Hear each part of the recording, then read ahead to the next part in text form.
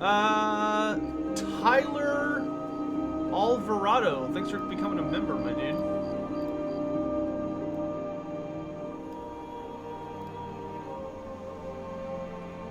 That's a little noisy.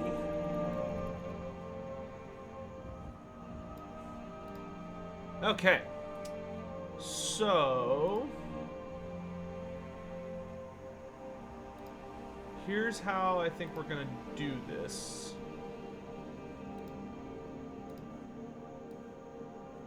Put that over there. Put you over there. Minimize you. Open you. And then I want to show off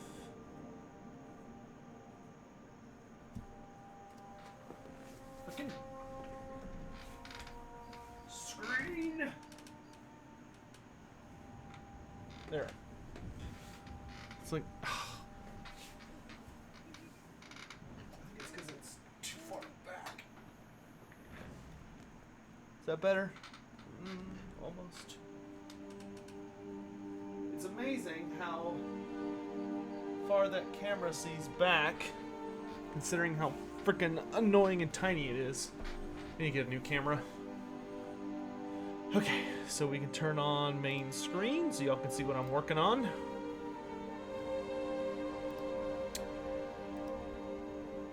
How is everybody? Why are we listening to Skyrim? Because Skyrim has nice background music that you can turn on and listen to for a long period of time without it getting you in trouble. I don't have to worry about a copyright claim from Skyrim.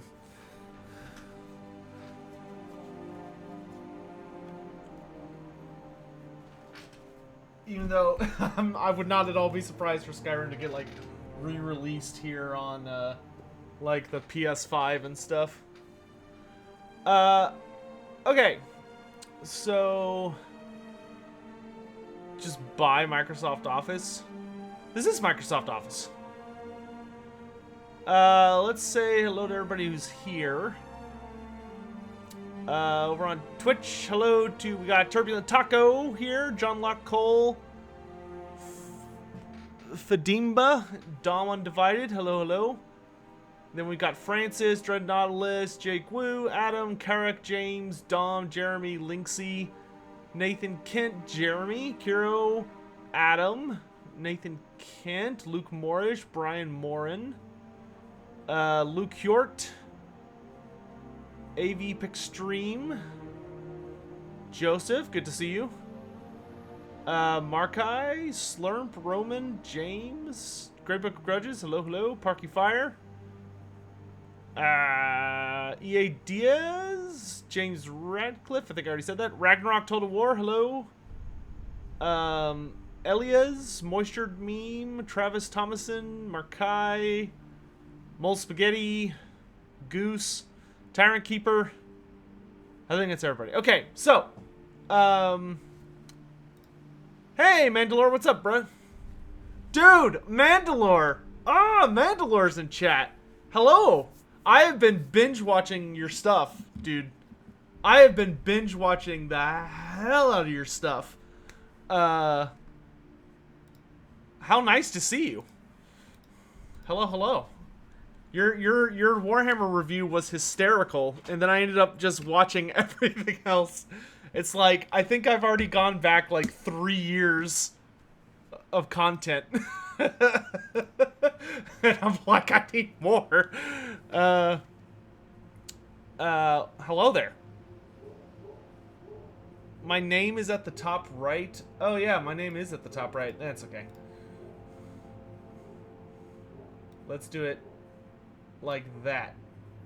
No. No. I don't know if I could be bothered. I had it there for a second. Well, maybe I need to make it like a little smaller.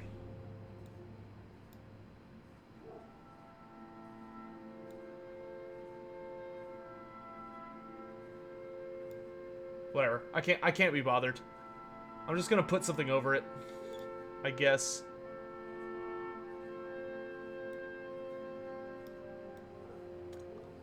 Boop. Nope, that don't work either. Can I change it? Sign out. I don't really want to sign out. I just can't be bothered. I just can't be bothered. There. That'll work.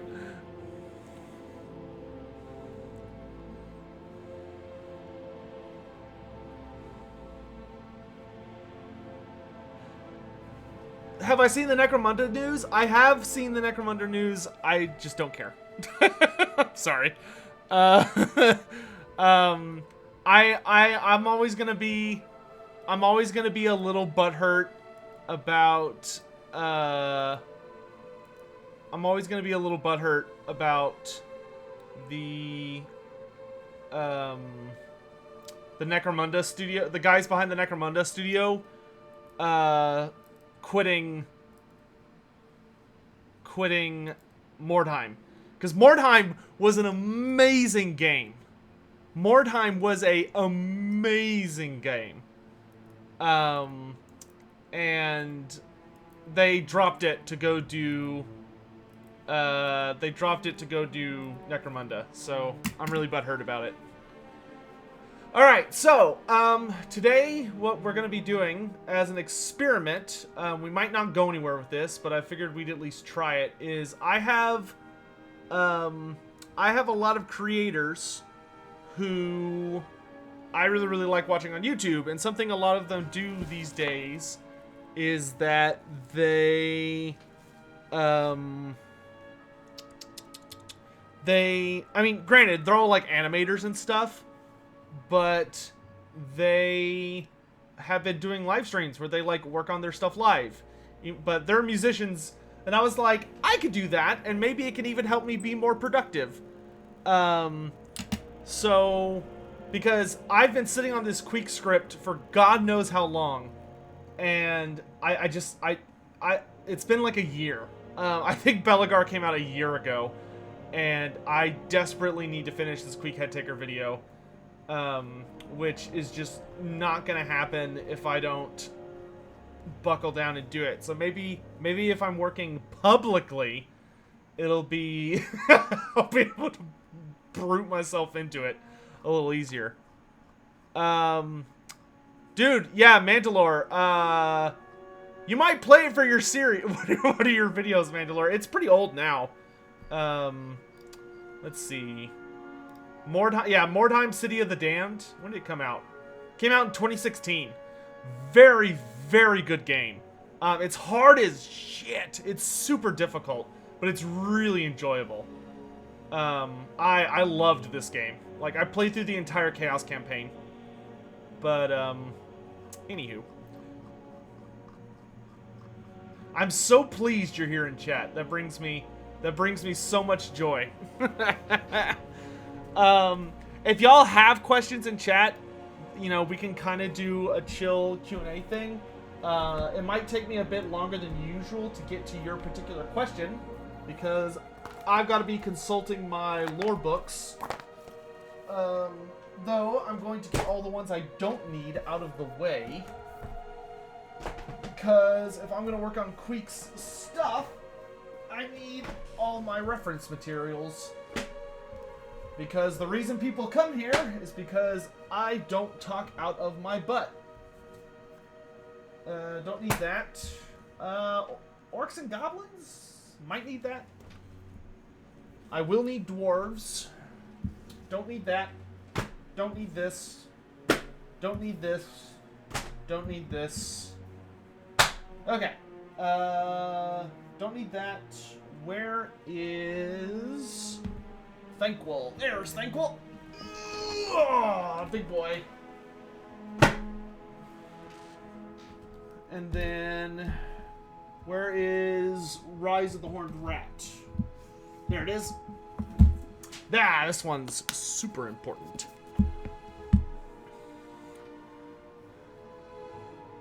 I watched your... Oh, Mandalore, I'm so humbled. I'm so humbled. Mandalore, we should have a chat soon. Shoot me a message on like Twitter or Discord or something. We should hang out. I would like that very much. Okay.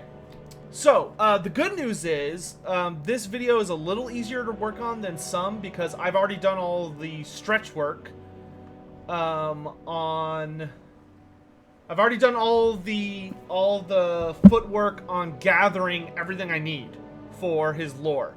All we're doing at this point is we need to basically take what we have and put it into a story. That way we can make one of those horrifying 5-hour videos that everybody likes. Because, like, Belagar, I think Belagar from start to finish was about 3 hours, 3.5 hours. Queek, I'm guessing Queek's probably going to be about 2 hours. So the history is always like a huge pain in the ass to start with. So let's actually work on stuff that I can just kind of knock out.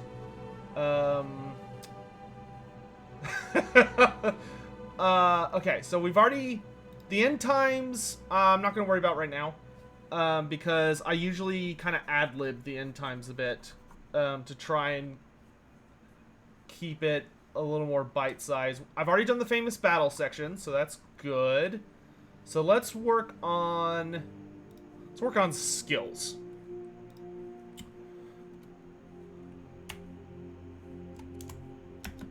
So let's get to work. Let's see. So here's all the skills we have that are worth noting. Which skills don't necessarily mean for those who haven't seen the lore videos, which if so, I don't know what you're doing here. But basically, the way my legendary lord videos always break down is that I will essentially, I break it down into different sections, right? So we have, you have your intro, your history section. Then after the history section comes the history section is always like the deep dive. And then after history, we go to equipment, and after equipment, we go to skills. After skills, we go to famous battle.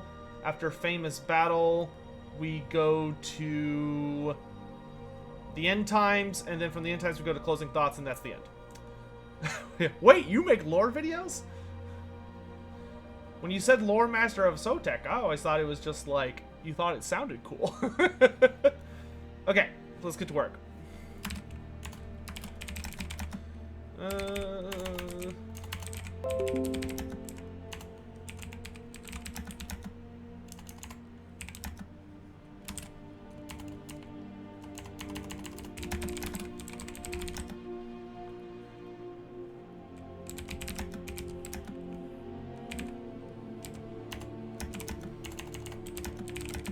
Y'all get to see how much I constantly delete everything I write. And I'll try and be good about reading chat, but it's mostly going to be about working. So, have I seen the new Anarian artwork on the Total War subreddit? Yes. The Anarian artwork of Anarian fighting like all 4 of the greater demons at once. Yeah, that's a super duper... it's a really nice piece of art. The greater demons in it look a little funky, but the Anarian and Indrognir look great.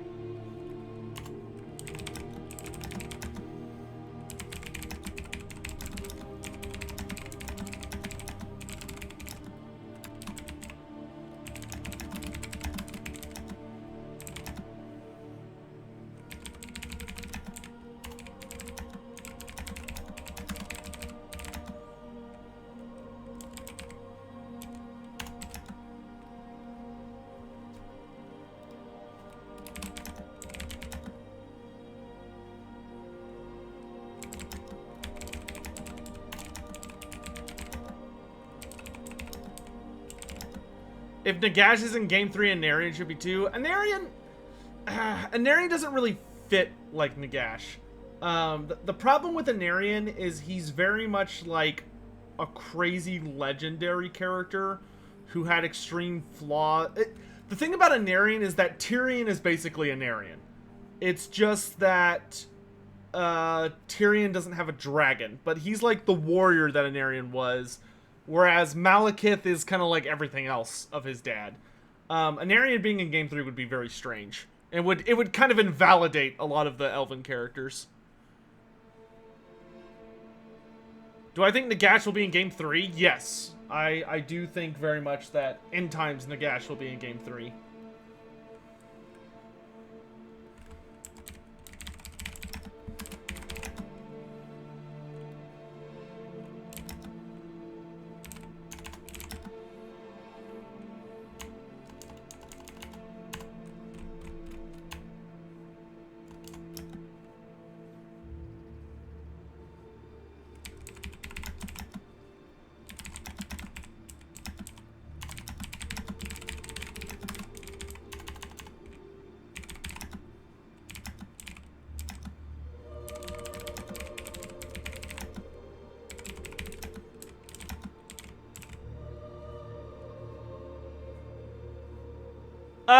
Brogantic, thanks for the cheer, my dude. I appreciate it.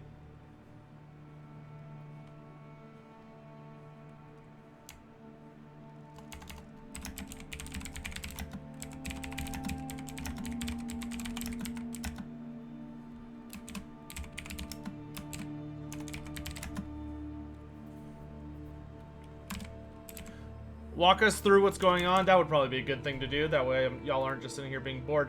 So essentially, what we're working on right now for skills is Queek's trophy heads. So what's kind of interesting, what script is this? This is the Queek Head Taker Legendary Lord video script. So the interesting thing about Queek's trophy heads, which is actually, may not be known, God, I forget how old this book is that the trophy heads are a the trophy heads are not only a you know, the kind of intimidating, that, you know, crazy you know,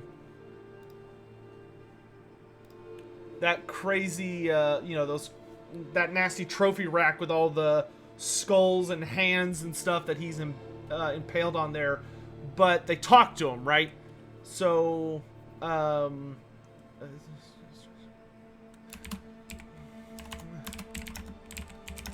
because it's difficult for me to type and talk at the same time. So let me type this up and then I'll talk about it a bit.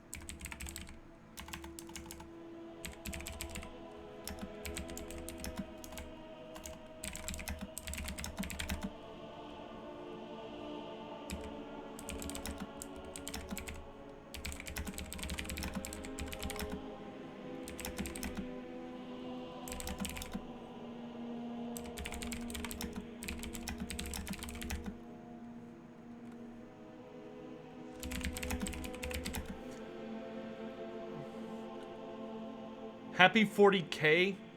Oh, yeah, that's true. We did pass 40K, didn't we? Like 40K subs. Good lord. That is, yeah, that's another reason I really want to get this out. I think people would be really happy to finally have a new lore video, like just a big long lore video. I've gotten a decent amount of like small form ones out with the with like the hero proposals, but you know, I think people really want to see one of the big ones. That is definitely, when I wander the internet, that's definitely the most negative stuff I see about my channel in various places. Is a lot of people complain that I don't do stuff like I used to.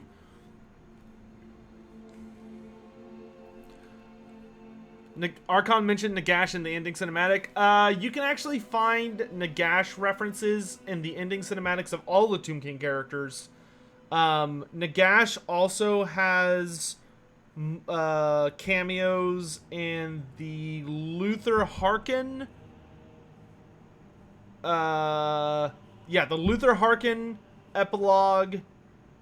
The maybe Count Noctilus? I don't remember Count Noctilus's epilogue off the top of my head, but I know he's in Luther Harkin's, and there is a Nagash, End Times Nagash reference in Celestra Deerfawn's epilogue as well.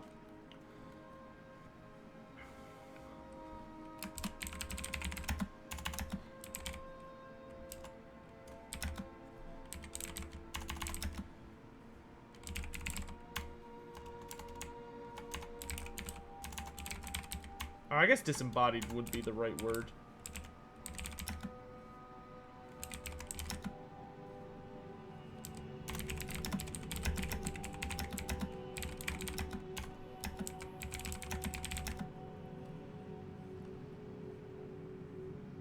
Against their... What's the opposite of a captive? Against their... Not jailer. What character am I playing right now for D&D? I am in a D&D campaign right now. I'm playing a lizard folk vengeance paladin. And I'm having a ton of fun with it. Which of my past lore video am I the most proud of? I think my favorite lore video that I've made so far is either Cetra or Kemmler. Those are probably my two favorites. Captor? Oh yeah, captive, captor, yeah.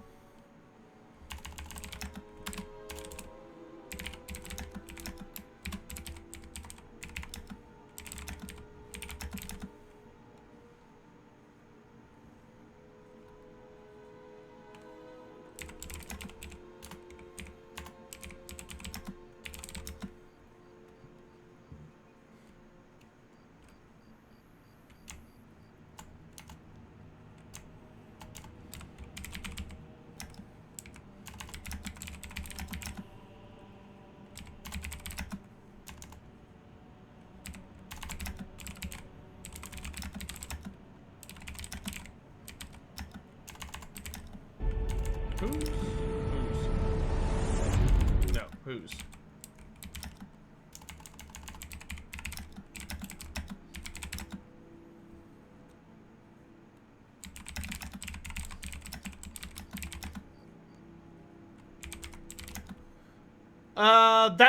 That's so Skaven. I love, that's a great that's a great name. I hate in Warhammer Total War how Skaven clans ally with the elf things. I will say that at least when I talk to people about it, it seems like most of the I feel like most of the community, when they get into Total War, they start to, like, you know, learn about the lore in the world and stuff, and they begin to I feel like it breaks the immersion of the game a bit when you get those super weird alliances, like you see the dwarves allying with the Skaven, or the Skaven with the high elves and stuff like that. A part of me wonders if, like, we could get an overhaul in Game 3 that might make it less sandboxy. Like, you could still sandbox. If, you know, you're a Skaven player and you decide you really want to try to get the dwarves on your side, you could still pull it off by, like, really working at it. But I feel like it needs to be a lot harder. Right now, it seems... I find... granted, the diplomacy system is so simplified that it's just silly.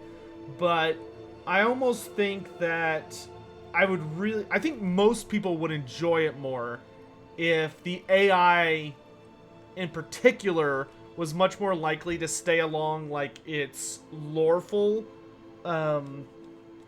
alliances, while the player has the ability to, you know, really sandbox the situation and maybe drive people together. Or, you know, maybe that could be like an alternate mode or something. I don't know. Because, at least for me, I know for me personally it takes me out of the game, and I do see a lot of people complaining about it.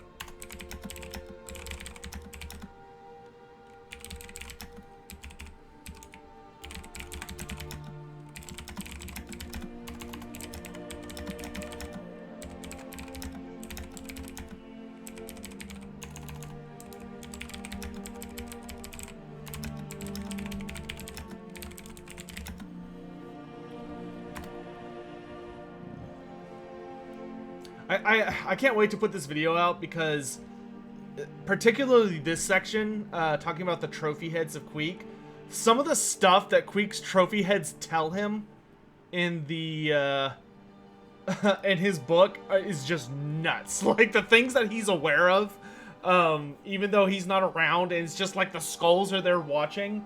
It's genuinely frightening. Like Queek seems to be the best non-necromancer in Warhammer Fantasy. Is that oh, okay.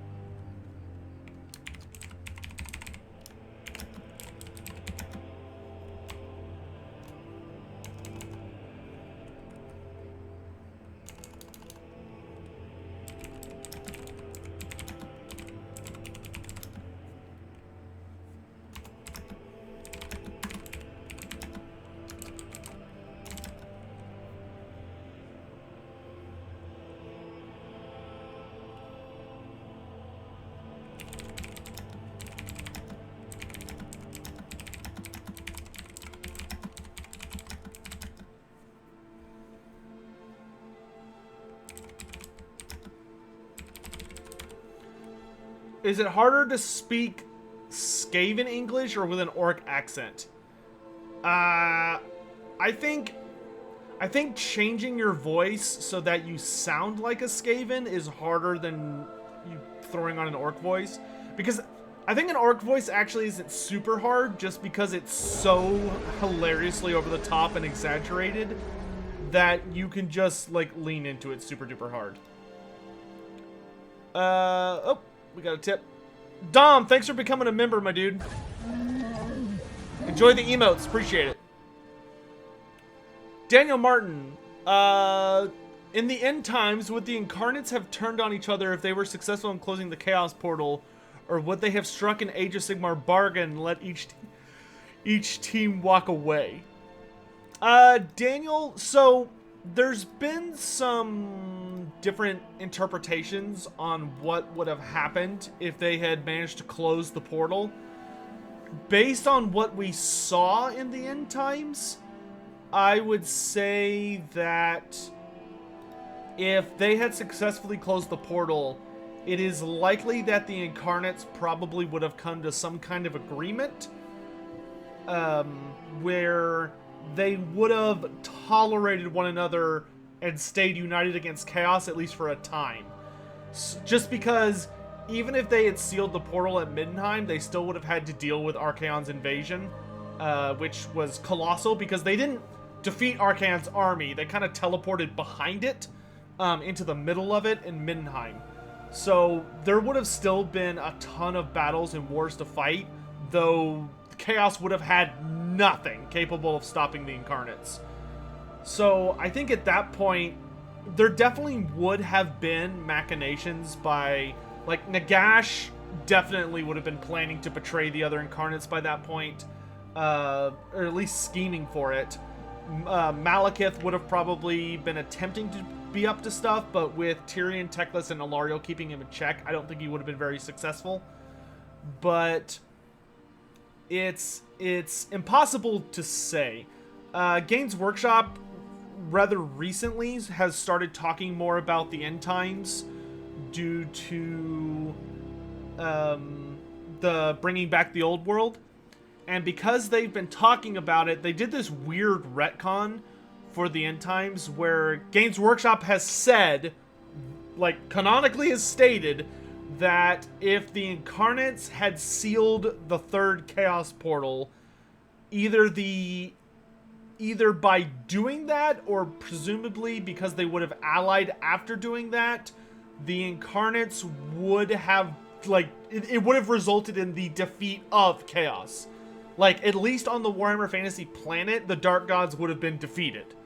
Um, I don't know where they're pulling that from, but that's technically they're in charge. Mogwai, I will bet against you. I am actually betting with high confidence that Cathay will be added. That's where I'm putting my money. I feel before they announced the return of Warhammer Fantasy, I think I would have said that Cathay is super unlikely, but with Fantasy coming back and Games Workshop seeming like they're going to be wanting to focus on a lot of human races that were not the Empire and Bretonia more than they were in original Fantasy, I genuinely do think we're going to be seeing Cathay as a playable race in Total War. But we'll see what happens. No one that would be allowed to say so knows for sure.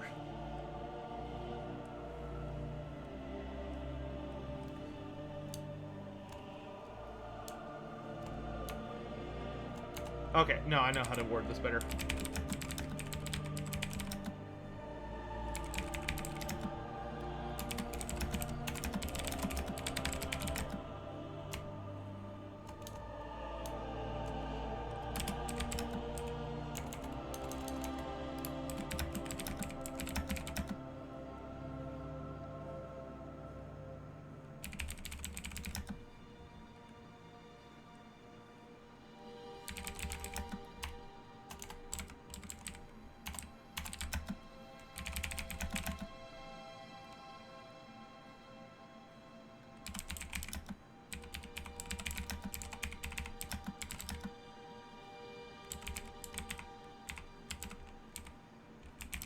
Ah, I got it.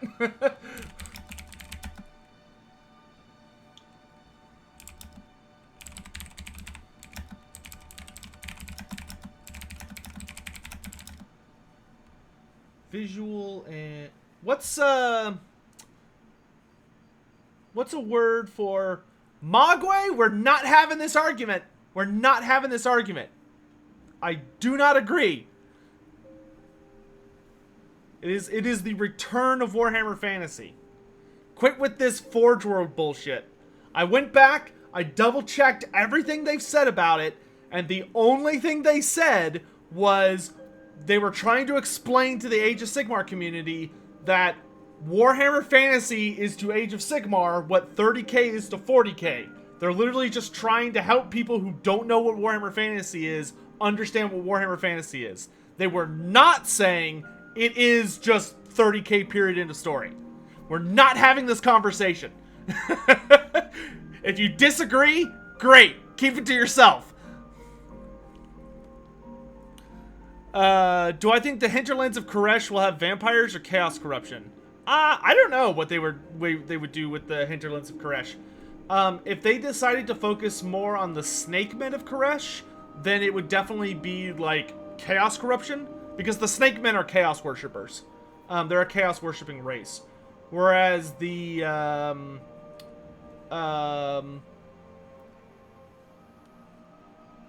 yeah, I'm aware that Forge World's behind the we're not doing this.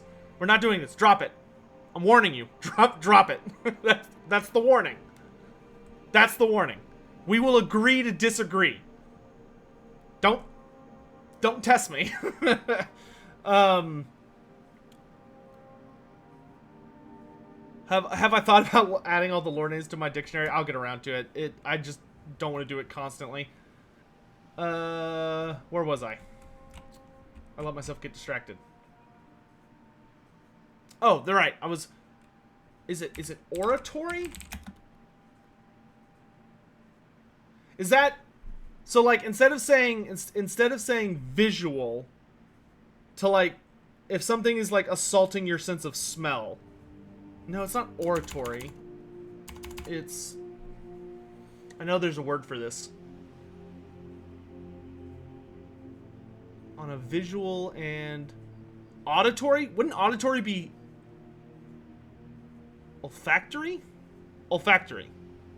I don't like the way that sounds though.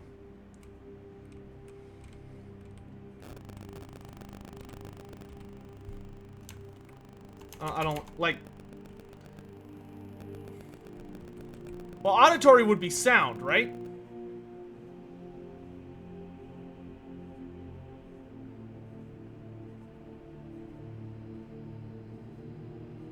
Olfactory. Yeah, I just don't like the way... I don't like the way that sounds, so I'm just gonna say it different.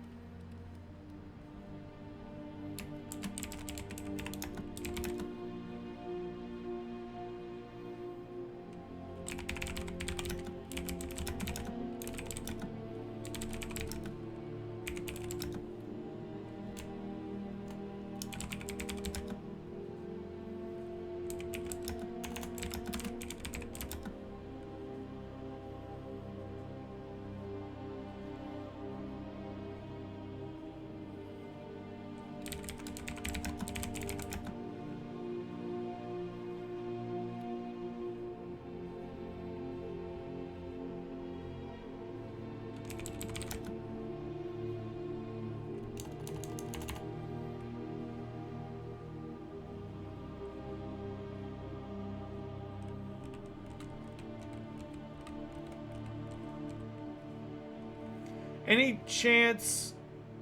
Well... No. No. No. No peace, just war. No. Behave. Twitchy Dino, thanks, man. Appreciate it.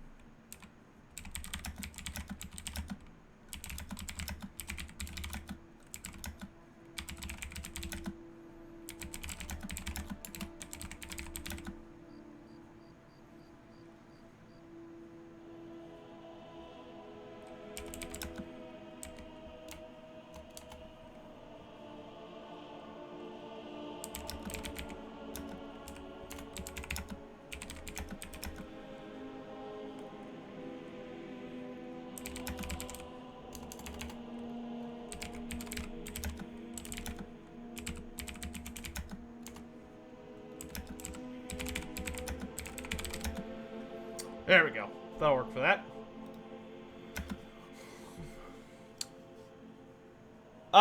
Turbulent Taco. I answered that a minute ago. The hinterlands of Koresh. So Koresh, which is that more southern area, is probably going to be Chaos Corruption.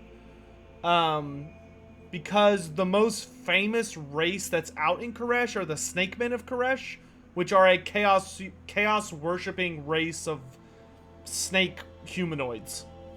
Serpent humanoids. What did the Chaos Gods think of Morgur? I don't think the Chaos Gods really think about Morgur. He is, oh, your phone turned off. Well, okay, there's your answer, my dude. Morgur is much more of a... Morgur is kind of like the very mutative essence of chaos has gotten like so big and so out of control that it manifested into reality through the form of Morgr. So the Chaos Gods don't really think about him a lot because he is in essence a piece of them. Morgr himself is basically a Chaos God. It's just that when he manifests into Warhammer Fantasy, he is restricted to a single body. So his power is that, and that's why he's constantly mutating, and everything around him is constantly mutating, is that he essentially is like the entire concept of mutation stuffed into a single body that's constantly ripping out of itself, which is why he's always regenerating and mutating, because his essence is just pouring out. And that's also why he's impossible to kill, at least through known methods. Because if you kill Morgr, all you're doing is like killing, like you're basically like chopping off a finger of something beyond your comprehension. So sure, you hurt him and you destroyed that body, but he just immediately manifests into another body somewhere else. Killing Morgr would actually probably legitimately killing him would probably be one of the most difficult things to do in Warhammer Fantasy, because it would basically be trying to kill a Chaos God. What do I find creepy in the Warhammer Fantasy world? A lot. Pretty much anything from the... Like, if you dive deep enough into Vampire Count's lore, you can find some genuinely terrifying monsters. And some other just, like, horrifying stuff. Hey, Dom! Thanks so much for, subbing on Twitch, my dude. Thank you.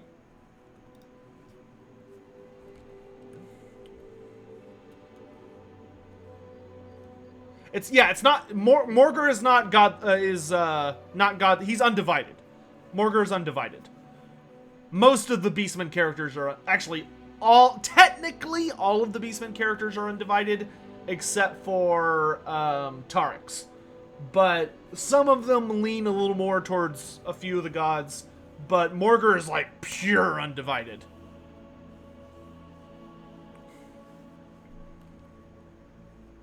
Would a Slann be able to kill Morgr? Not like the real Morgr, no. His body, sure. Who are better assassins, Dark Elf Canaanites or Eshin agents? I would say that Dark Elf Canaanites tend to be better assassins, just because they've trained for like hundreds and thousands of years. Like hundreds of years and thousands of years typically. Whereas a Clan Eshin assassin usually is only trained for a few years, maybe a few decades if they're super lucky. Skaven do not live for a very long time. Like, an old age for Skaven is like 5 years old. I would say that generally, Dark Elf assassins are better. Dark Elf assassins also have a better toolkit. Like, a way better toolkit. The only thing that Skaven assassins have that even let them get close to Dark Elf assassins are Weeping Blades. Mornington Crescent! Thank you for your second month of being a sub, my dude. Appreciate it. Why didn't the Lizardmen get an incarnate? Because Games Workshop hates them. There's your answer. Was Morgr basically the god of the Beastmen? He kinda. Sort of. The Beastmen are a lot more... sort of, kinda. There are Beastmen that worship Morgr. And in Age of Sigmar, they've literally just made Morgr a god. Like, they just cut out the middleman and made him a god. I hope he gets a model in Age of Sigmar at some point, because there's, like, an entire sub-faction dedicated to Morgr called the Gave Spawn. So I hope he gets a new model at some point and is playable again. But, you know, we'll see what happens.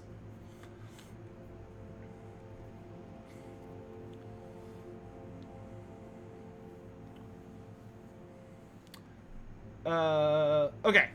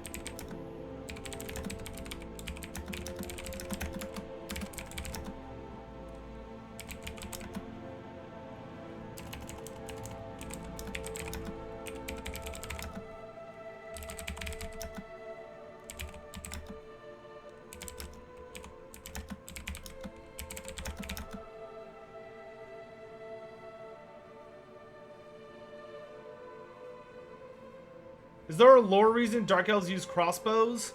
If I remember, the big reason Dark Elves prefer crossbows is because it just allows them to put out a much higher rate of fire than bows ever could. Because you have to remember that Dark Elves are like the masters of the double shot crossbow. It also has to do with the Dark Elves. In Nagaroth, the Dark Elves have a lot of metal that they work with. Various forms of, I want to say their material. I don't remember if it's just iron or if it's specifically something like dark iron. But Dark Elves have a very strong focus on barbed weaponry, and they really like using as much metallic stuff as they can, just because it's a resource they have in generous supply. So they were able to come up with a much faster output of shots with their crossbow system. Don't their crossbows take longer to reload? Normal crossbows do, but Dark Elf crossbows are different. Dark Elf crossbows have a different design. That they're not like that crazy winch system, and they also are notorious for their genuinely absurd rate of fire. Where's my Dark Elf book? I don't have it in this little pile, but yeah, they're kind of nuts.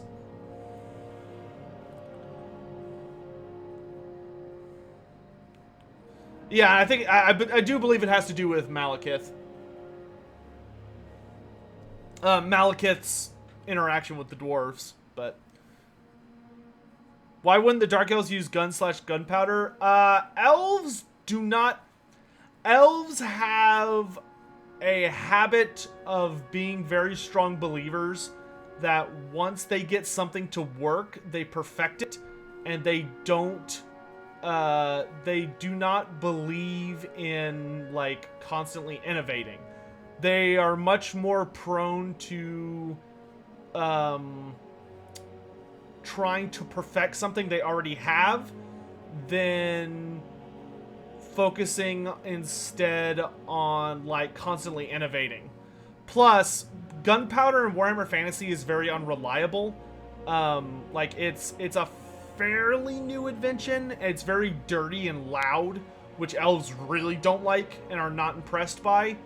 To them, guns are like noisy machines used by lesser creatures that are like far too messy, loud, and all this other dumb garbage that they just look down on very, very heavily. Elves are, you have to remember that they have such an arrogance about all of their way of life, thinking themselves superior at everything, and they are also they lean very heavily on magic.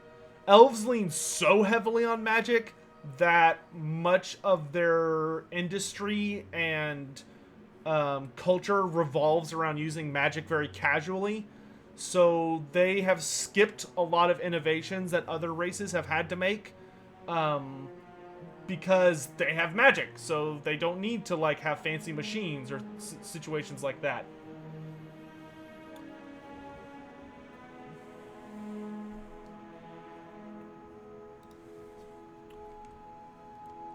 Well, more spaghetti, only the Dark Elves were impressed by crossbows. High Elves do not like crossbows. High Elves and Wood Elves. Like, High Elves and Wood Elves think crossbows are ridiculous.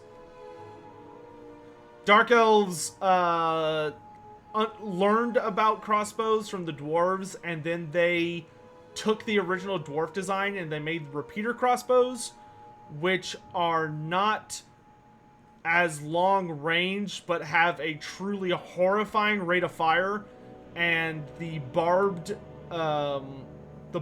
munitions that Dark Elves use are frightening. They're like, Dark Elves are all about armor piercing. They love armor piercing. Anything that's painful to be hit with, and even more painful to take out, is all, that's like, oh, Dark Elves love that stuff. They want you to suffer. Anyway.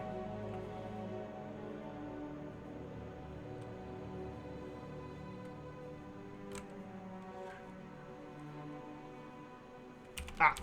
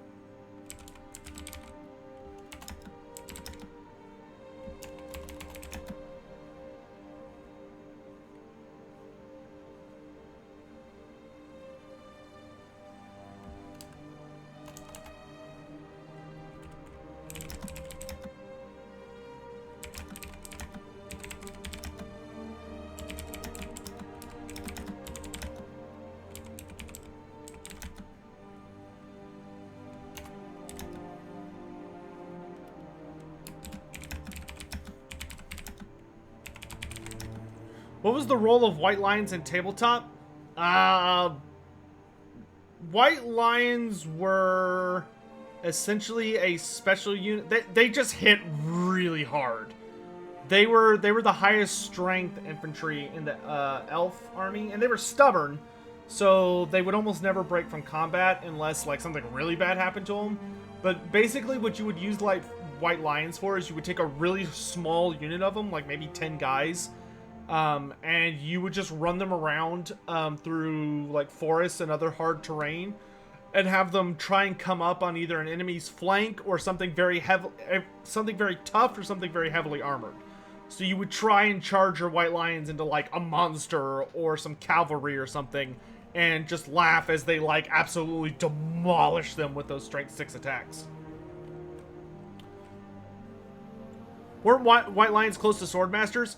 So there was the three elite units for infantry with the high elves, where you had Swordmasters, Phoenix Guard, and White Lions on kind of like a spectrum. It was kind of like a circle, and the way it happened was that White Lions hit the hardest, and White Lions had the best armor against shooting, because they had heavy armor, so they had a 5-up save in combat, but against shooting, they had their White Lion cloaks, which would give them a 3-up armor save against shooting. They were able to run through forests without penalty, so you could use them in a lot of interesting terrain scenarios. But the big thing is that they were strength 6, and they were stubborn. So stubborn meant you could have a very small amount of them, and they would reliably fight until they died, as long as you got fairly lucky with your rolls. Whereas, and they could hit super hard, but the downside to White Lions was they only had 1 attack each. And they were very expensive. Meanwhile, you had Swordmasters, which Swordmasters had the worst save of the whole bunch of them. Swordmasters only had a 5-up armor save, and that was it. I mean, they had a 6-up ward to like parry arrows out of the air, but you were super lucky if you got those. But Swordmasters, the thing that was cool about Swordmasters is they were strength 5, which was pretty good. Strength 5 was good enough to like hurt most, to like really be nasty to most forms of elite infantry. And the good thing about Swordmasters, I can just show you guys. Hold on, I'll just show you. Why describe it when I can show you my my baby, my quick reference sheet.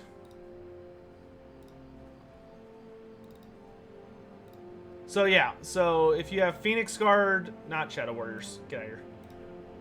Swordmasters, White Lions.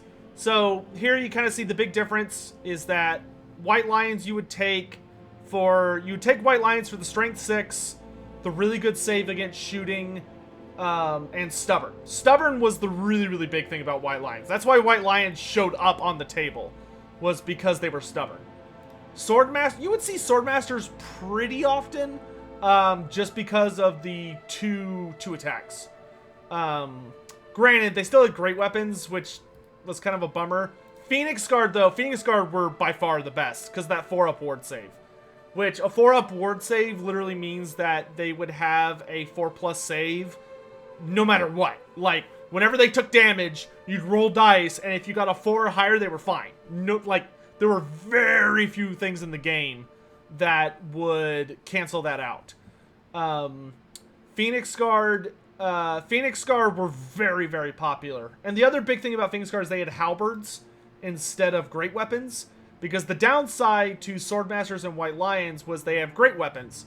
And if you have a great weapon, elves have always strike first, but since the Swordmasters and the White Lions had great weapons, which make you always strike last, those would cancel out.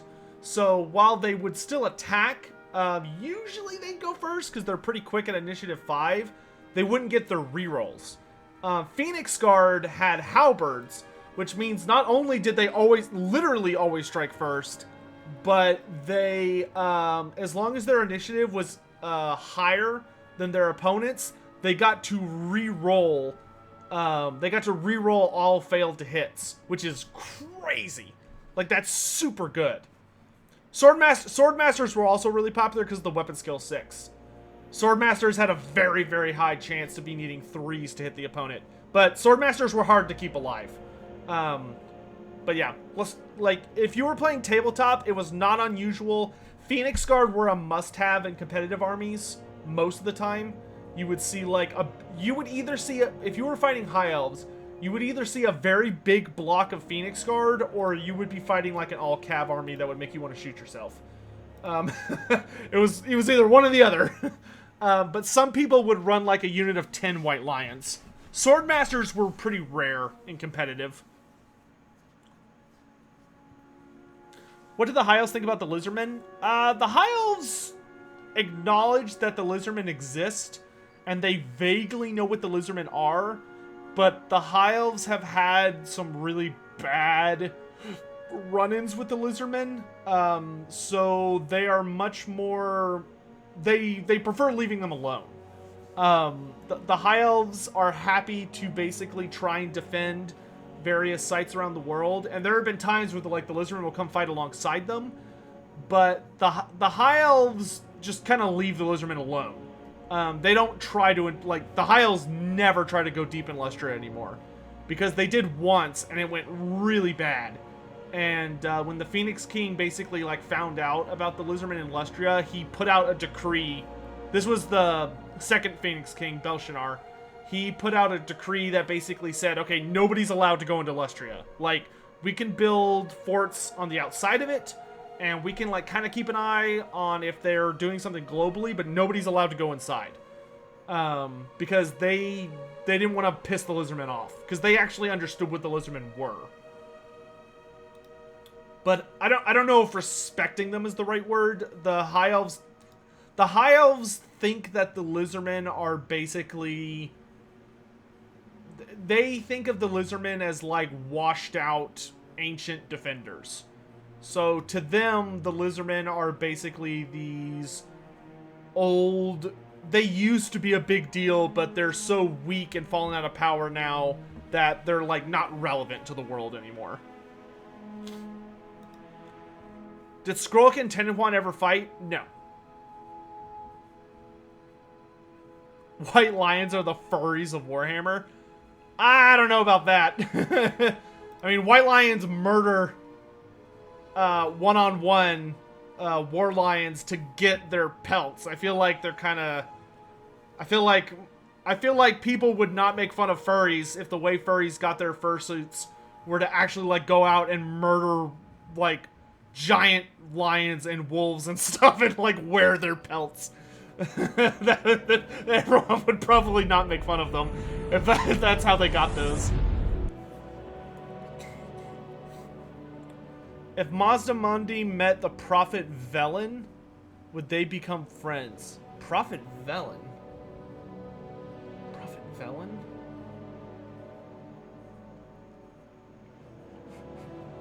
I'm trying to remember who Prophet Velen is. Man, that sounds super familiar.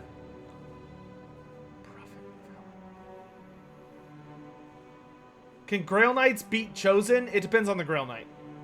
Grail Knights have a ridiculous amount of customization between them.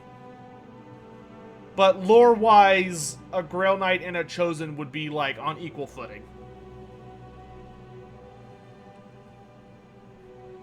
Oh, the Draenei from WoW. That's what it is. I don't know. Prophet Velen is a chill enough guy that Mazdamundi would at least be willing to talk to him. I don't know if they would get along, though. I think Mazdamundi is a little bit... is a little too close to being... Is a little too close of, everything must go the way we think it must, or we'll kill you, for most other, super peaceful people to probably be okay with them. Do I think Gregor Martark is a likely legendary lord? No. I don't think Gregor Martark's very likely. Just because the only way Gregor Martark really, fits into the narrative is as the guy who replaced Gelt, but if Gelt's still around, then that wouldn't make sense. Are warrior priests ever able to beat Chosen? No. Not unless it's, a really juiced warrior priest.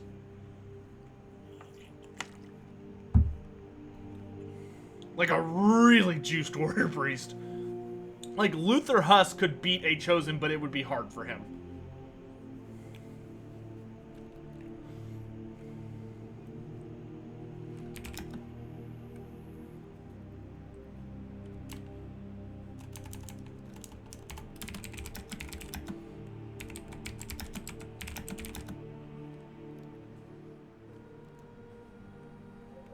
That's not... how do I want to word this?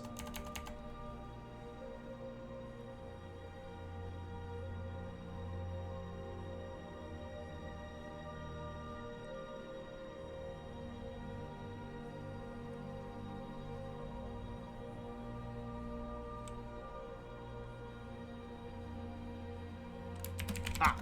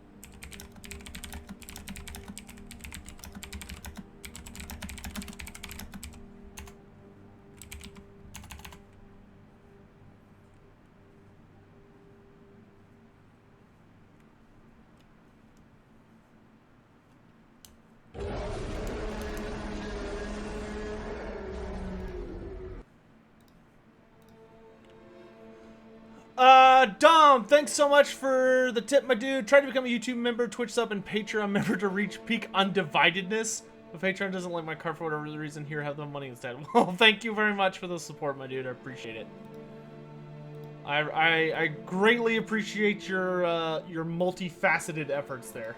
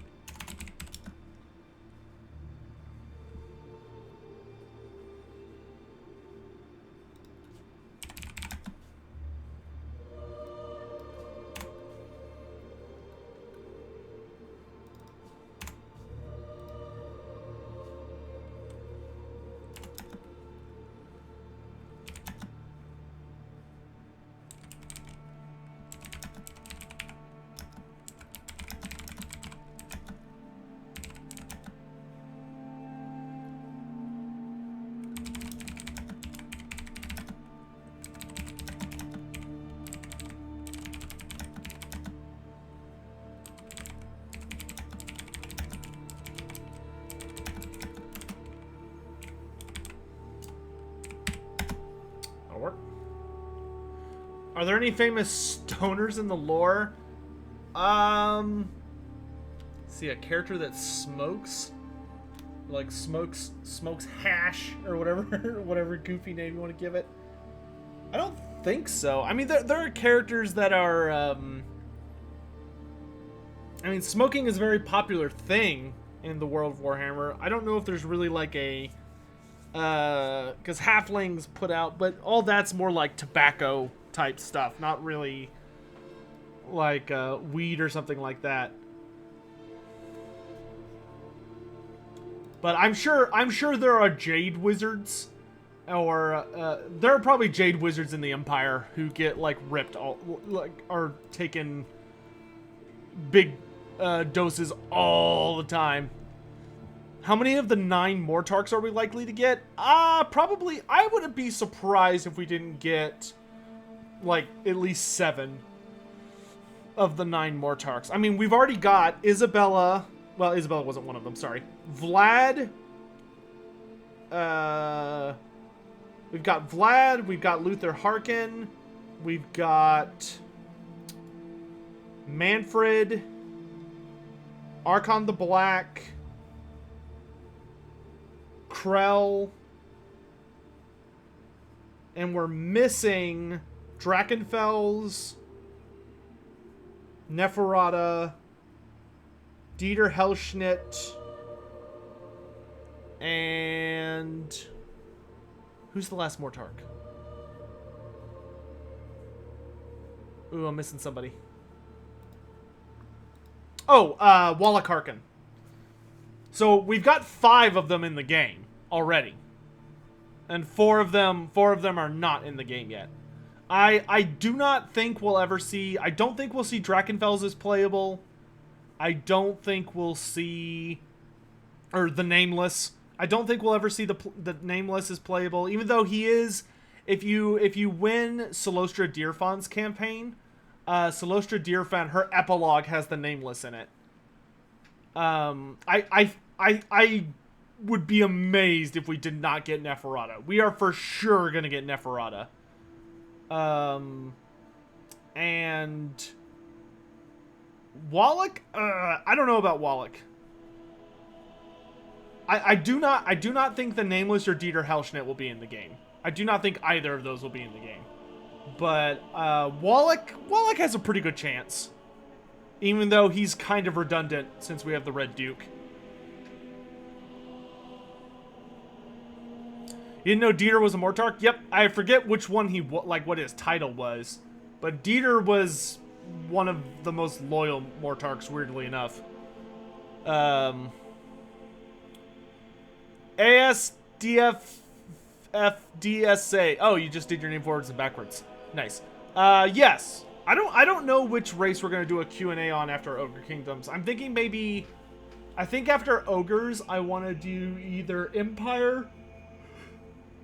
I'm thinking either Empire, Chaos Dwarves, or Demons, but I'm not sure yet. We should have had Dieter Hellschnitt instead of Gorst. If they had done Volkmar the Grim versus Dieter Hellschnitt, that would have been 1,000 times better. But that ship's already sailed. Who is the Nameless? The Nameless is what is left of Constant Drakenfels by the end times. Because Drakenfels, basically after his defeat at the hands of the vampire Genevieve, he's immortal, right? Like, he can't be killed permanently. So what was left of him basically got lost or something deep in the vaults, or deep beneath the Grey Mountains, beneath his castle. And Drakenfels devolved to the point he could no longer remember his own name. And he became this, like, ethereal thing that doesn't have a physical form. Like, nobody ever saw the Nameless, because he literally doesn't have a physical form. But what he does have is some kind of spirit that he's vaguely like a giant collection of tentacles that allow him to basically possess bodies like puppets. So the Nameless was able to just possess like tons and tons of the living as well as corpses. Like, he could possess you whether you were dead or alive. But he signed up with Nagash in exchange for being like restored to what he was. So Nagash promised to tell the Nameless his name, and I think was gonna like restore him to being what he used to be. But Nagash took so long on that promise that the Nameless ended up joining up with Nurgle instead later, and betraying Nagash, and then he got killed by Luther Huss. He got actually killed because he goofed and possessed Luther Huss like an idiot. So Luther Huss was just like, you know, Sigmar, and just like Super Saiyan, and it just instantly killed the Nameless.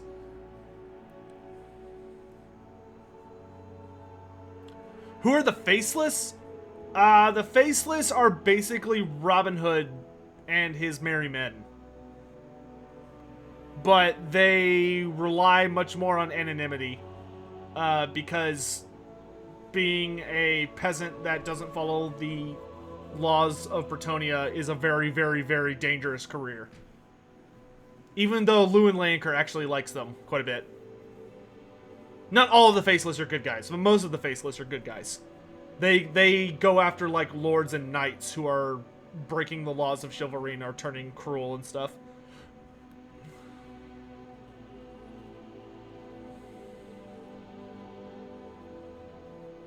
What would I like 9th?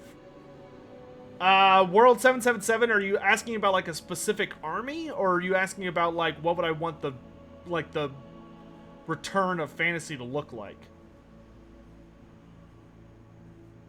Yeah, Neferata. Well, I don't know if I want Neferata to have so much snitches stuff. I want Neferata to just have, like, a hardcore spy mechanic. Like, Neferata needs to be, like, the ultimate spy master campaign. Like, she needs to put everybody else to shame when it comes to spying. Because Snitch is more about, like, assassinations and, like, vaguely roguish activity. Whereas Neferata is more purely up to the manipulation and spying route. Should Bretonia get monstrous cav hinted at in the art? Well, I mean, they have, technically, Pegasus Knights should just be bigger, first of all. Because Pegasus Knights are supposed to be monstrous cav, not flying cav. There actually is a difference. Pegasus Knights are supposed to be larger than they are in Total War. And then they do have Hippogriff Knights. I mean, if they wanted to give them, like, some kind of ground thing, as long as it was interesting, I wouldn't mind it. I mean, they can do whatever they want with Bretonia as long as it, like, fits the Arthurian style.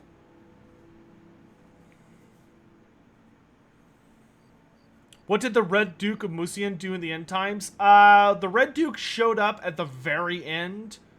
The Red Duke basically arrived alongside Vlad von Karstein and some other undead vampires and Athel Loren when, like, the Council of Incarnates had gathered. So, like, when everybody was teamed up, right? So, like, the undead, the elves, the dwarves, the humans, like, everyone except the greenskins had already met and teamed up.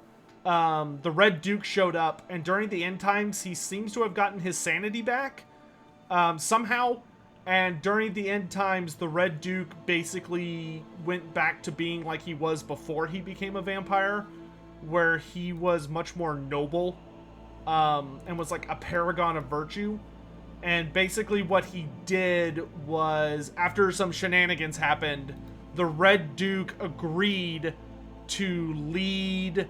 when the Bretonians found out who the Lady of the Lake actually was, they found out the Lady of the Lake was in fact Lilith, and that she had basically been manipulating the Bretonians for thousands of years to be like a buffer for the Wood Elves.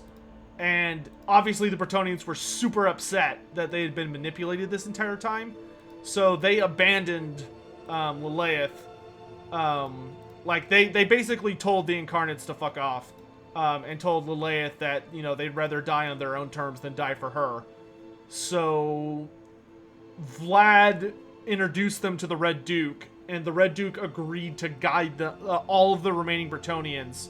He guided all of them to the final battle where Aberash and Gilles Le Breton had teamed up, and they were basically going to ride out in one last glorious charge to defend against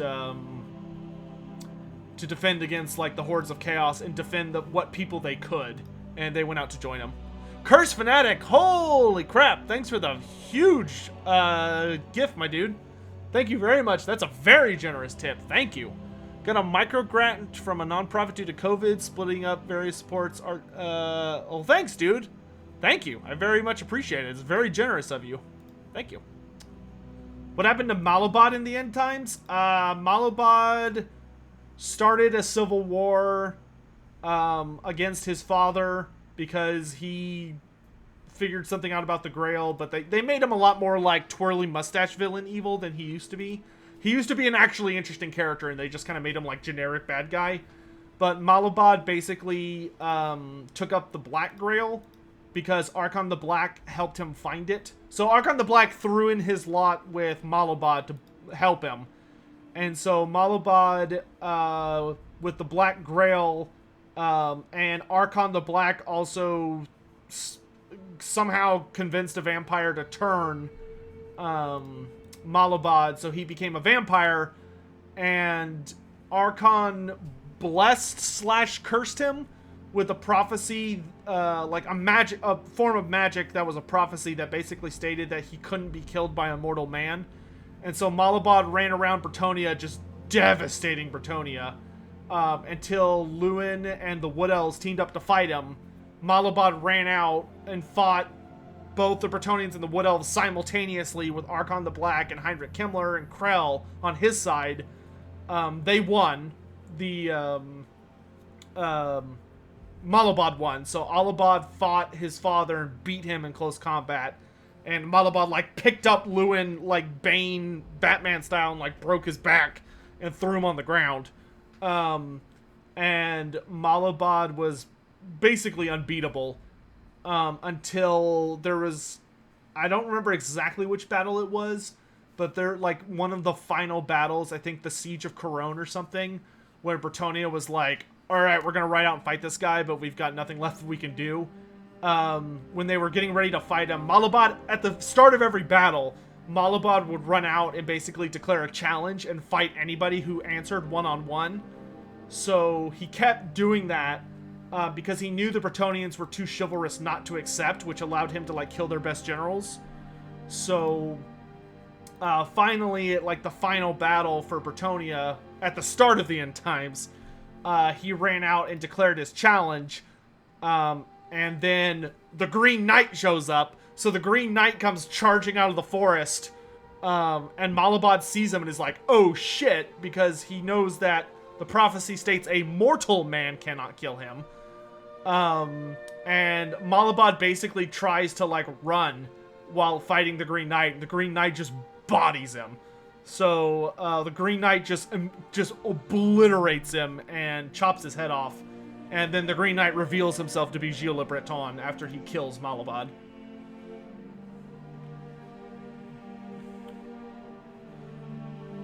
How was Lilith walking around the end times? Is she like an elf and a goddess? Lilith is a goddess. But by the end times, her power had been so significantly weakened, and she spent as much of it as she could trying to help various good guy races, though not for the best reasons, that she kind of appeared as a very powerful elven caster, or like wizard, until she died. Have the Tomb Kings ever tried to transfer their souls into new flesh? No. The Tomb Kings have no desire to return to blooded life. The Tomb Kings care much more about immortality than they do about, like, the luxuries of life. The thing with the Tomb Kings is that their goal is to receive what they were promised, which were immortal golden bodies that are, like, beautiful. Obviously that didn't work out, but they did become immortal. But they care much more about the immortal side of it.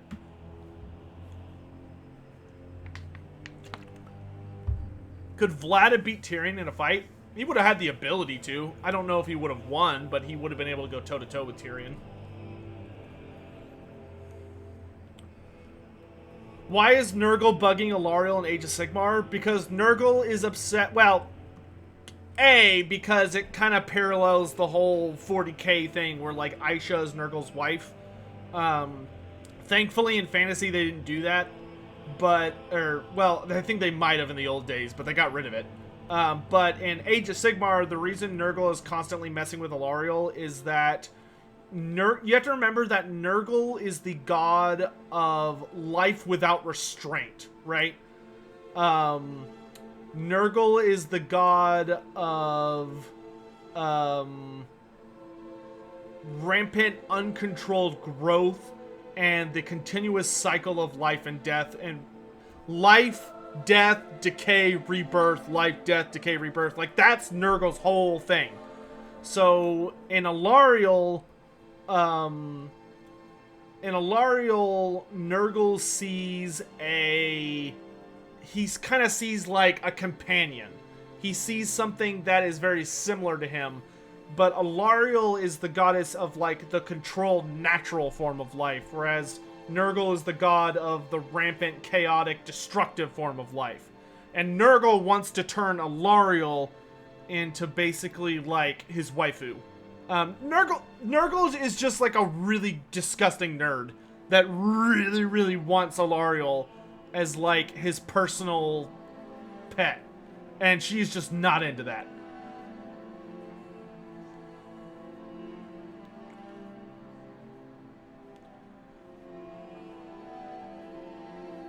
Tyrion beating Orion was ridiculous, sort of. I mean, with the Sword of Cain is like one of the grand equalizer weapons.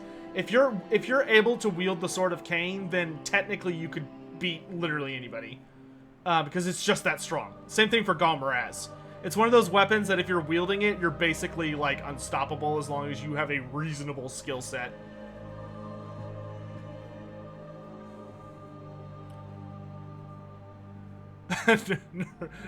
Nurgle's a simp.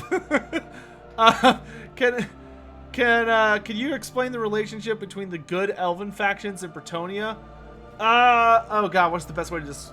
So the High Elves don't really have a relationship with Bretonnia. The best way to describe it, before I need to like try and type out another paragraph here. The best way I can think to describe it is that, so when the High Elves lost the War of Vengeance, or the War of the Beard, right?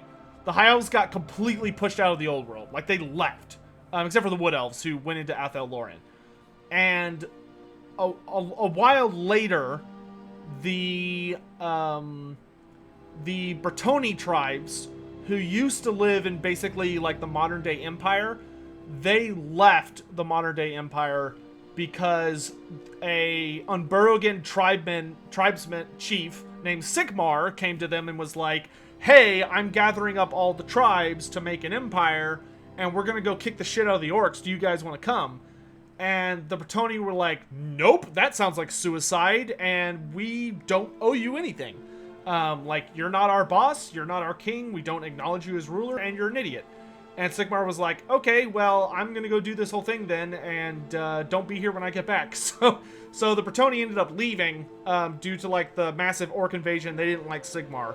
So they crossed the Grey Mountains through the passes into Bretonnia.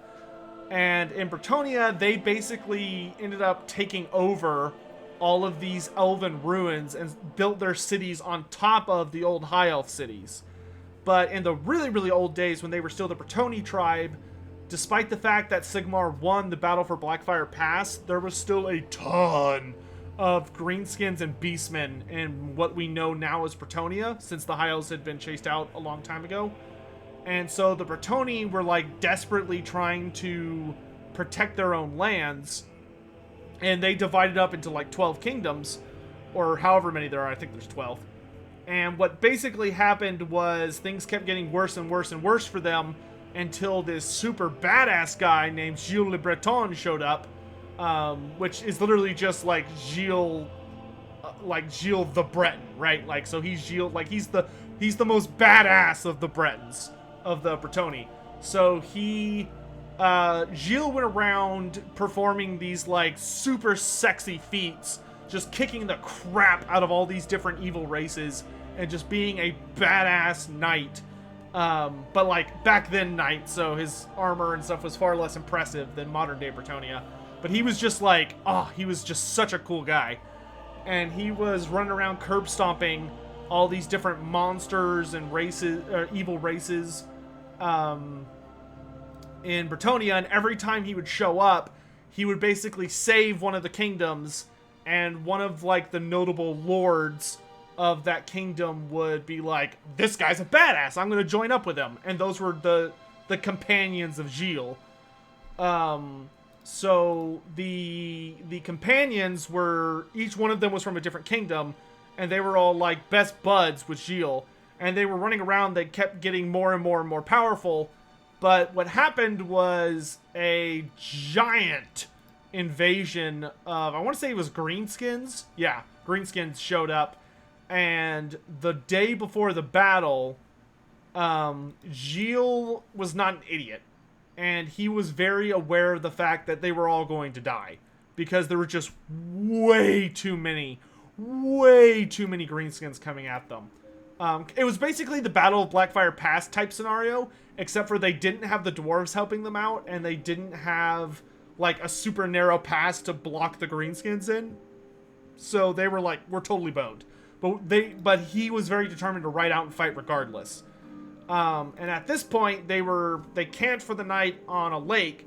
And what happened in reality is that the Wood Elves were very aware of the Bretonni tribe. The Wood Elves were very keenly watching what was going on, because they noticed that a lot of these threats to Athel Loren were instead focusing on these humans. Now, from the Wood Elves' perspective, the Wood Elves wanted to do nothing for the Bretonnians. They were happy to just let the Bretonnians die. You know, they were just like, whatever, it's not our problem. They're insignificant. They're just humans. Nobody cares. But Lilith looked on the Bretonnians and she saw potential. Lilith looked upon them and basically she thought to herself, well, they're a little uncivilized. They're not as powerful or as elegant as we are, but maybe I can fix that. So what Lilith did was that, in the guise of Ladriel, who is the Lady of the Mist, because Lilith is such a trickster god, despite not being the elf trickster god, that's Loic. But Lilith is so into disguises that even in the elven pantheon, Lilith is actually two of their gods, and the elves don't know that. The elves think that there are two gods of Lilith and Ladriel, when in reality, they're the same person. And just like they are the same person, Ladriel, who is the Lady of Mist, then created a alter ego that is the Lady of the Lake, who appeared as who appeared in the form of a human goddess, right? This beautiful, elegant human goddess bearing a grail. And basically what happened was that the Lady of the Lake, aka Ladriel, aka Lilith, went to Gilles and all of his... My headset isn't fully plugged in. I don't have... It's wireless, dude. If you're asking about like what that noise is, it's probably my fan. I have a box fan over to the side. But there's like a buzzing. Oh, it might be my phone like getting a text. Here, let me put my phone over here and see if that helps. Yeah, I don't hear it. I don't hear it. So it's on my mic. So it was probably my phone getting like a text or something. So I moved it, sorry. But it's not the headset. It's not the headset.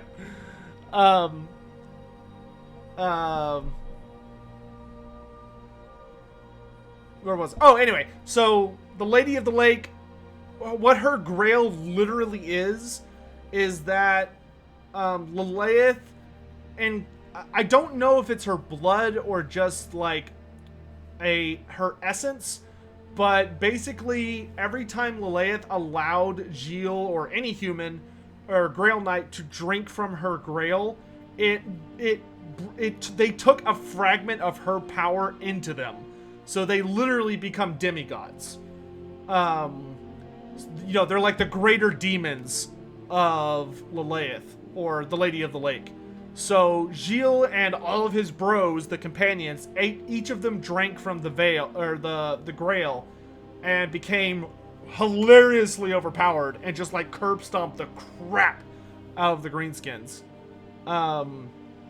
And they went on to do a bunch of other stuff until Gilles was eventually mortally wounded by a goblin spear chucka of all things. But he got shot just like super unlucky. But in any event, I need to write another paragraph. Hopefully they answered the question. I don't even remember what the question was anymore. But essentially the Wood Elves, are being manipulated by Lilith to manipulate the Bretonnians into being a border protection guard. The goal of Lilith was for the Bretonnians to give their lives to protect Athel Loren, because she knew he was critical to protecting the world.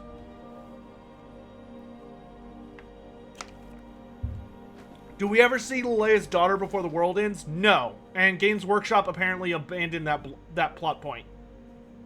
Because Lilith's daughter dies before we ever see her. That's why I'm surprised Loremaster writes scripts. Andrew, you may notice, though, that when I'm talking off the cuff, I have a lot of uhs and ums and pauses and quiet moments. Or, like, I have to, like, double check what I'm saying. When I write a script, I don't have to do all that. That's why I do that. What happened at the Battle of Hoggard's Bridge? If memory serves, the Battle of Hoggard's Bridge there was a big Imperial regiment that was crossing the bridge to... I don't remember exactly what they were going to go do, but they were attacked by Drycha. Hoggard's Bridge was a situation where Drycha, who is the Briar Maven of Woe, which Drycha is scary. Drycha is, like, easily the most sinister creature in all of Athel Loren. She is evil. She is not nice. Drycha basically ambushed them and killed them all, because she was trying to cause problems. And apparently Carillion participated in that massacre, which was not kosher with the other Wood Elves. Like, Ariel really does not like Drycha and what she's doing.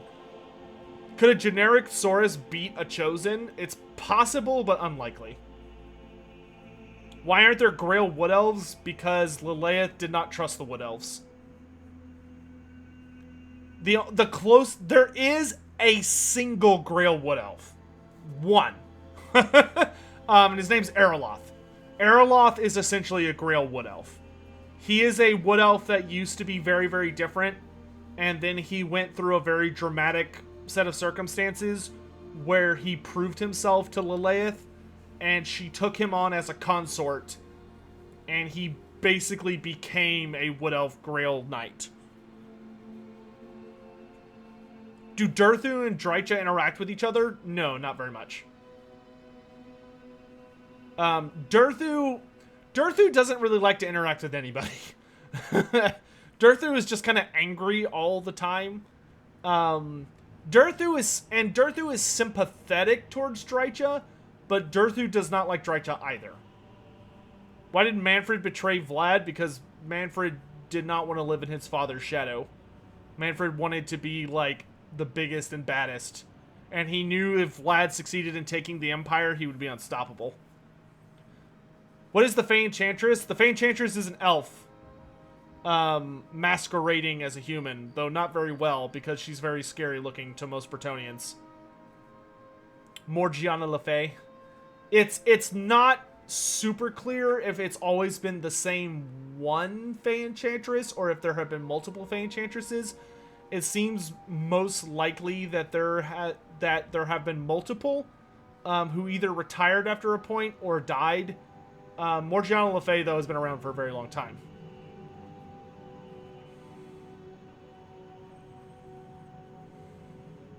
Why is Durthu so mad? Because Durthu used to be a very benevolent, trusting, and loving creature, but every time he gave the elves the benefit of the doubt, they would just colossally fuck up, and he/Athel Loren would pay the price every time. Like, Durthu was the one responsible for forging the pact between the elves and Athel Loren. So Durthu literally created the Wood Elves. He is responsible for that entire situation. And it blew up in his face really bad. Many times. And all of his brothers... he had two really, really important brothers, which were... oh gosh, I can't remember their names off the top of my head. You can go watch my Durthu Legendary Lord video about it. But basically he had two brothers who were like everything to him. Well, after the war against the demons. He used to have a lot more, but there were only 3 of them left after the war against the demons. They're the ancients of Athel Loren, so like the oldest trees. And both of them went crazy or died because of something the Wood Elves did. And then some dwarves literally like hacked a part of Durthu's face off, which didn't help.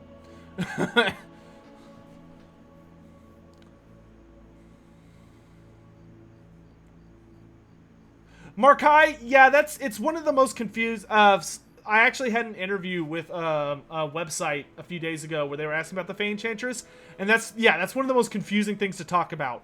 I don't think that the Morgiana in the End Times was... I think they made her human, but the reason that happened was because the writer who wrote that short story, because she's not... It's really annoying. But basically, it seems that what happened is that the writer who wrote it did not know that the Fey Enchantress was an elf. But if you go read, like, any of the explicit lore from when the Bretonnia book was actually, like, a thing, like, Bretonian lore was, like, modern, she's very clearly an elf in all of the stories. Like, they just flat out say it. So, I think canonically she's an elf. But when they wrote the End Times, the author responsible for writing that part of Sigmar's Blood, the novel, goofed up and made her a human on accident because he wanted to do the whole stupid vampire storyline.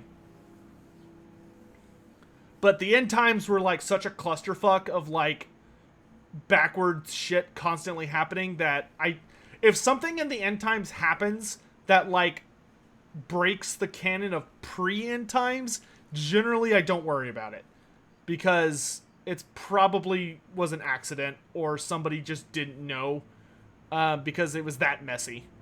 What are the pox maggots of Nurgle? They're not Morgus, they're maggots. So a maggot is M-A, like mammoth, but with maggot. So maggoth. And that's what they are. They're giant biped or quadrupedal. I mean, I guess they walk like, I guess they would be quadrupeds, even though they're more like they walk around like apes. Like they have really big front arms. They're just gigantic Nurgle favored monsters. They're not demons though. They're like horrific beasties that come from a very, very specific place.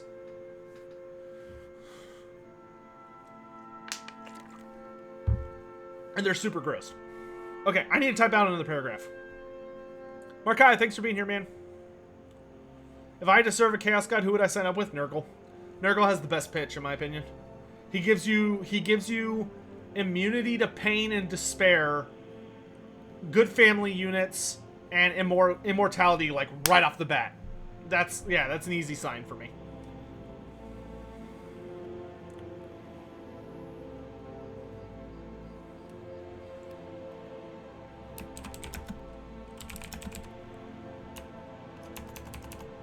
How do I want to hop into this paragraph? Where do they come from? Oh, I'd have to go dig out the Fall of Altdorf. Random question, not related. Are there only as many Black Orcs as the Chaos Dwarves created, or are they continuously? It's just very rare. Hell, I don't know. Black Orcs are a self-sustaining species now. So, like, Black Orcs are able to spread Black Orc spores, which create more Black Orcs.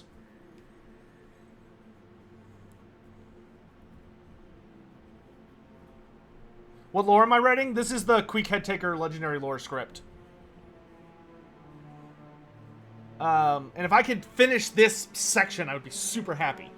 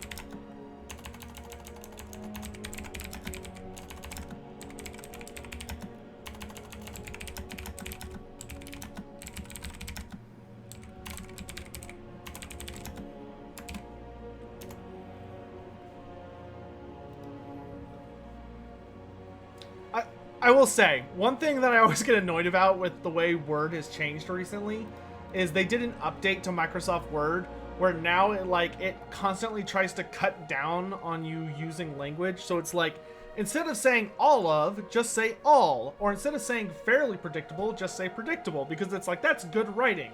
But when I'm writing these scripts, I'm not trying to write a good script. I'm trying to write a good story with my speaking patterns. So I like to use additional language. But it keeps underlying all of it with blue. And blue underlines bother me. It's so annoying. Is it possible for a Black Orc spore to create something else? No. Only Black Orcs.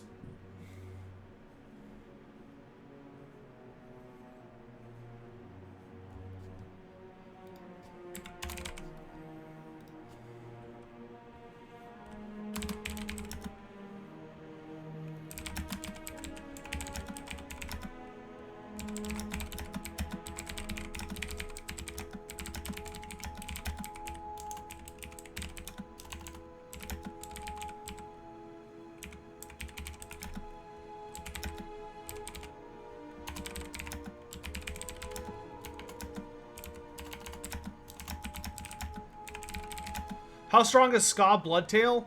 Ska Bloodtail is literally the physically strongest Skaven I know of. Ska is probably physically stronger than Queek, but not nearly as skilled or fast.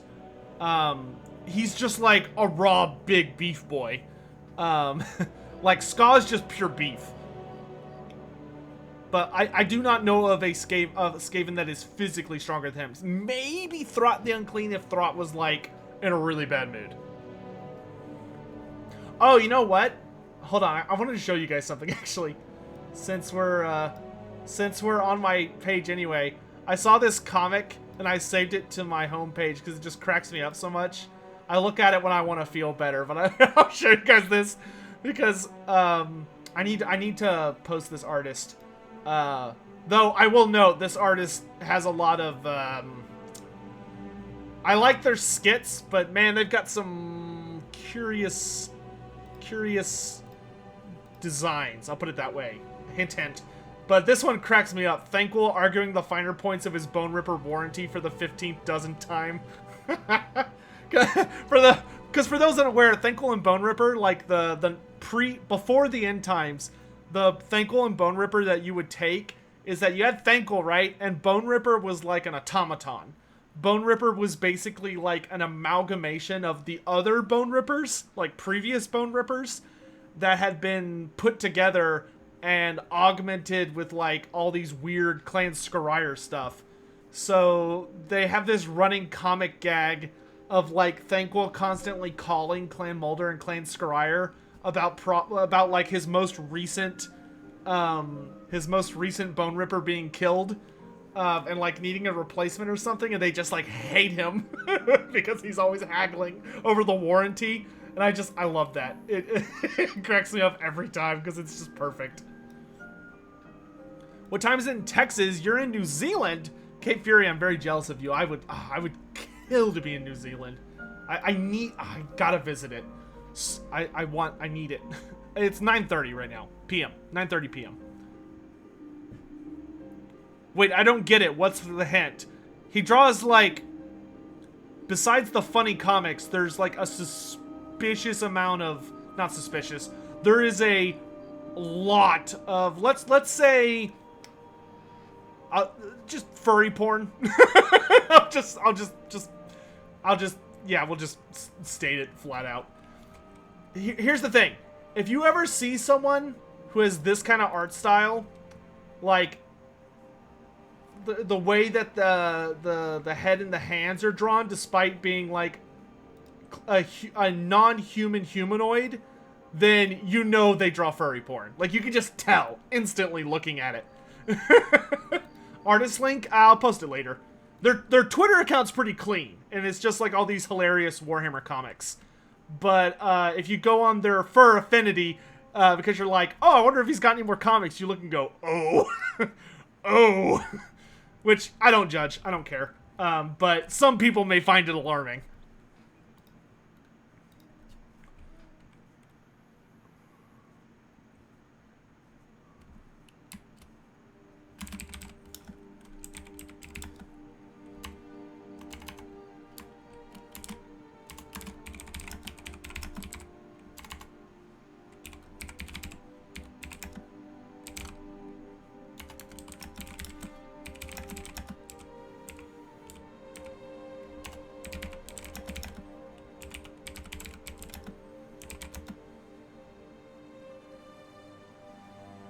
Boobs for the Boob God DLC in Warhammer 3.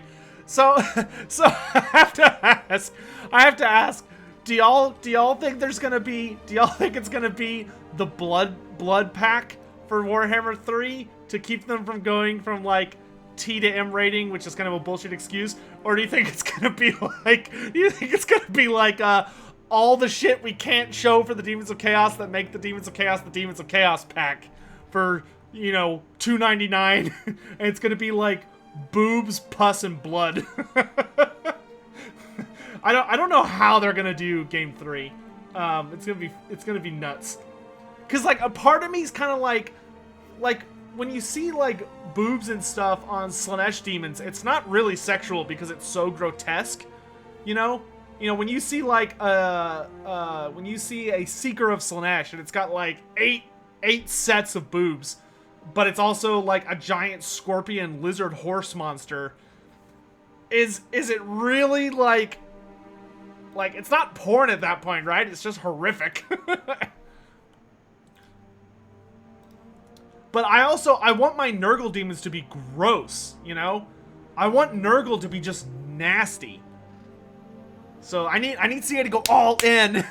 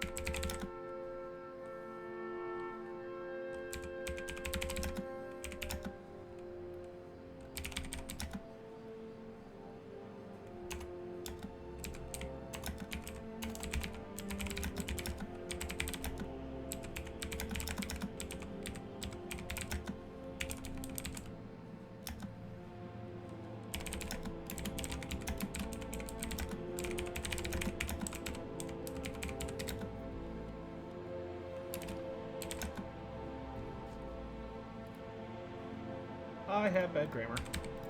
Yep.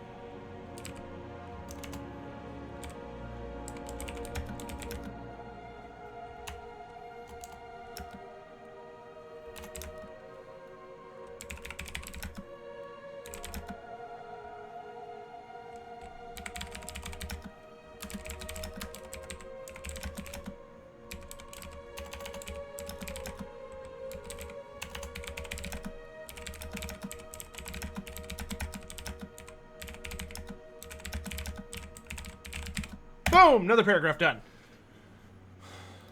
Alright. Love your videos, you chubby bastard. Thanks. Okay, we could talk a little bit. How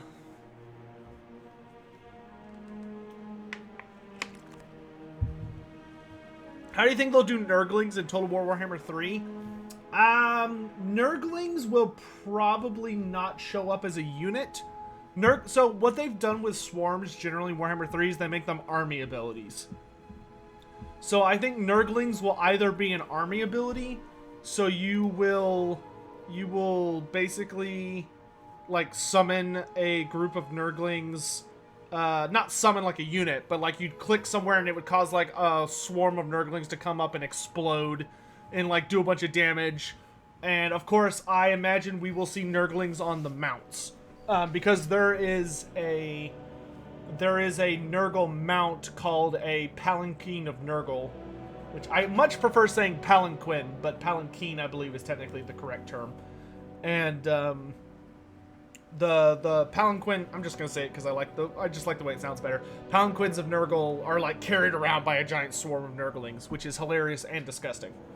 Have I seen the lore explanation for Grail Knight Kruber yet? Yes, I retweeted it, and I found it acceptable.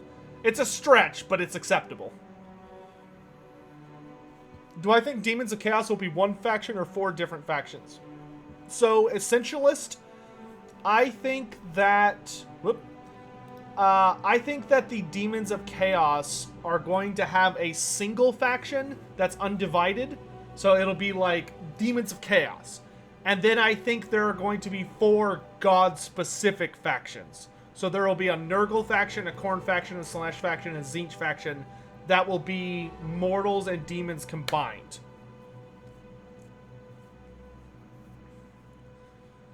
That's what I am hoping for.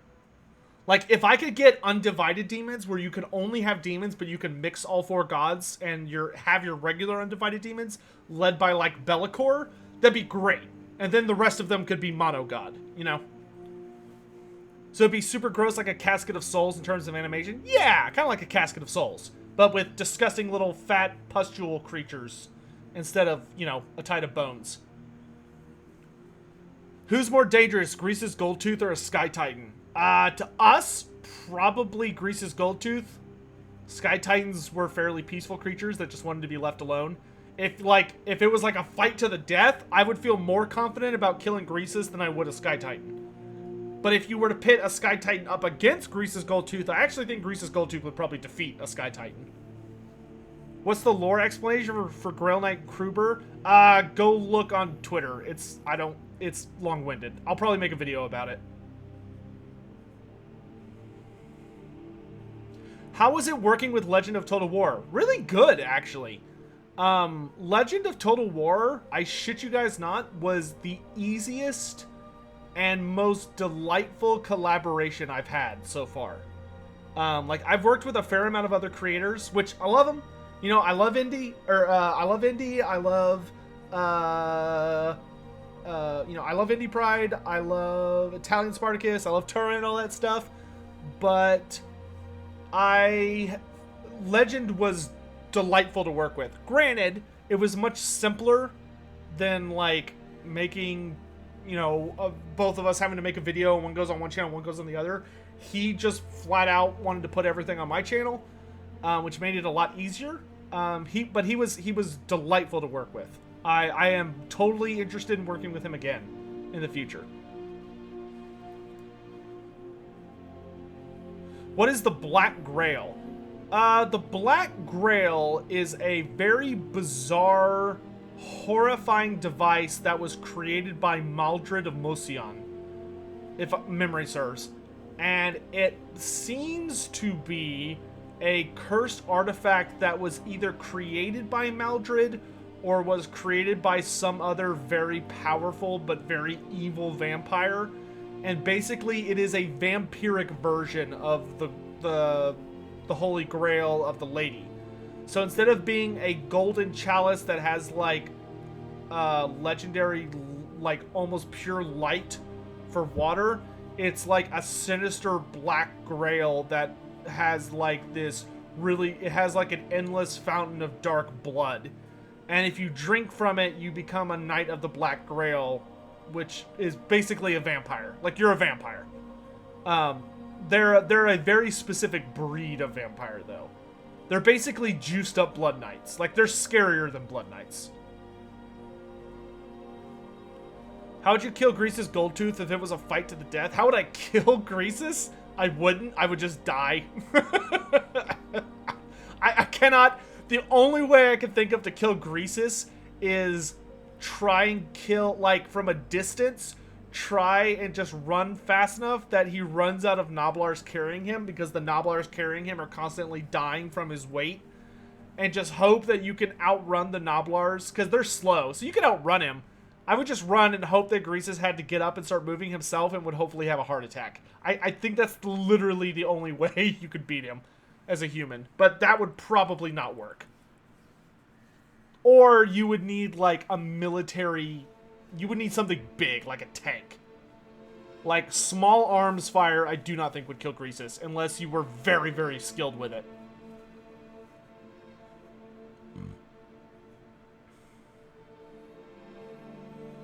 Oh, Andrew! Oh, no, Andrew! Oh, that's such a rare book! Oh, my dude! That hurt me just reading that. Oh, my lord. Tyrant, you know, you're not wrong. This is literally like the most progress I've made in like 6 months on this video, on this script.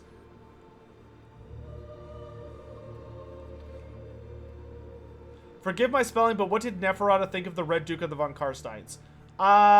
We don't know what Neferata thought of the Red Duke. She never commented on him.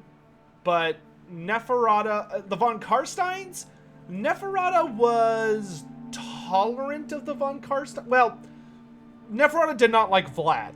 Neferata was not a fan of Vlad, but Vlad is also her ex-husband. So you can imagine why they didn't super get along. And also Vlad replaced her with Isabella, which also didn't go over super well. Granted, they had a political marriage, not a marriage of love. So I don't think she really cared a ton, but she definitely didn't like Vlad. The only one of the Von Karsteins that Neferata made, like, active deals with was Manfred. Because Manfred was schemy enough, or / powerful enough that Neferata could not afford to ignore him. That being said, Neferata did actively work against Manfred more often than she worked alongside him. So I would say that Neferata respected the Von Karsteins, but I think she found them irritating because Neferata wanted to control the world from behind a silk curtain, whereas the Von Karsteins had a really irritating habit of declaring themselves God and beginning to stomp all over everybody. So, like, people would start to do things about trying to kill vampires. Which was very irritating for the Queen of Mysteries. Hey, Sotech, considering Strigoi become more and more bestial, could they ever become capable of breeding and creating a new race? Vampires cannot breed. In 7 Greenfire, thanks for the question, but the reason that vampires can't... You have to remember that vampires are dead, right? They are literally corpses that are animated by dark magic. And blood is like a big part of that. So, like, they can't procreate because they do not have the biological functions for it. They don't have heartbeats, they don't breathe. Well, they can, but they don't need to. I guess they would need to breathe so they could talk, so they have, like, air moving, but they don't require it to live. Etc., etc. So, like, Strigoi are very, very bestial monstrosities, but they're still undead, right? So they can't have children. Is Neferata good at raising the dead? She's okay at it. Neferata is a pretty terrible wizard compared to a lot of the other big bad vampires. Like, Neferata's decent at magic. She's not nearly as bad as Aberash. Aberash is probably one of the most horrifically terrible wizards there is in Warhammer Fantasy for his power level. Like, Aberash is a very scary, powerful character, but like in a true fight to the death scenario against the other four of the founding vampires, Aberash would really struggle, I think, against most of them, just because he sucks at magic so bad. Neferata is the second worst at magic, but she at least tries. Generic Ogre Bull versus the generic Fimir Warrior. Who do you think would take the victory? If they had their generic equipment, then the generic Fimir would win, because they have, like, these really scary runic-type weapons. Why did Isabella pledge her allegiance to Nurgle? She didn't. She was basically, like, spiritually raped. And I mean that in a very literal sense of, like, Nurgle found... I don't know how he did this. They don't explain it. But Nurgle was basically able to breach wherever the hell vampires go when they die, and he snatched up Isabella's soul, and he, like, took a greater demon of Nurgle and just stuffed it inside of Isabella. And once he forced that demon inside of her, the demon was able to forcefully rearrange her memories. So, like, it basically went in with an editing system and changed all of her memories to trick her into thinking that Vlad, like, manipulated her and hated her and treated her like a trophy wife or a pet, as opposed to actually being, like, her true lover and undeath. So Nurgle, like, super twisted her and made her, and, like, really messed her up.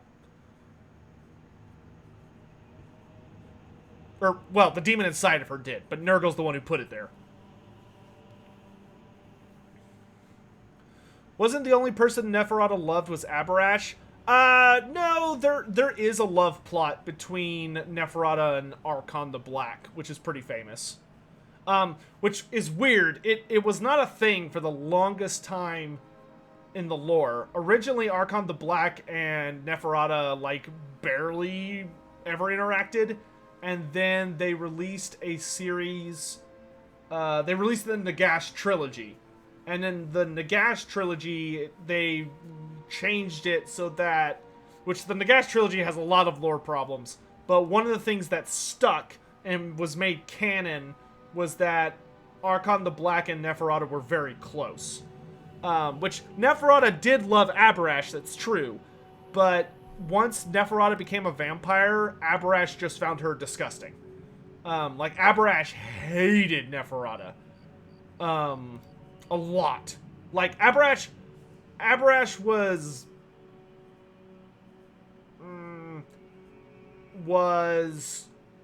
He loved her when he was younger, and he was like the captain of her guard. I always thought Archon wanted her, but she didn't care.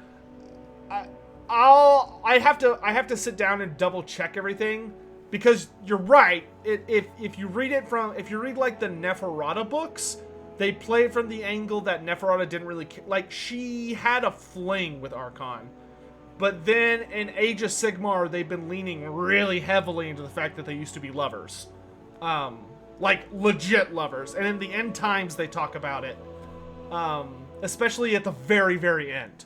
Like, literally, like, the last 10 pages of the end times have a scene between Archon... It's the last scene with Archon the Black, and it's him talking to Neferata. And he, like, vaguely gains his humanity back for a hot second. And there's definitely sparks between those two. But I don't know, it's weird. It's one of my most disliked plots, because I think it takes away from Neferata's accomplishments. Because in the original lore, Neferata was like this super sneaky and ambitious character who stole one of the books of Nagash, and he had like this whole Aberash and Neferata were very like courtly love. Yeah. Like the old really crazy version of it where like they loved each other but they couldn't like consummate it because, you know, and it was very like flirty and stuff. But then when Neferata made Aberash a vampire, he hated her. Hated her. She also had a fling with Papa Vashnesh von Karstein. They were legally married, but it was political. I don't think Neferata actually cared about Vashnesh.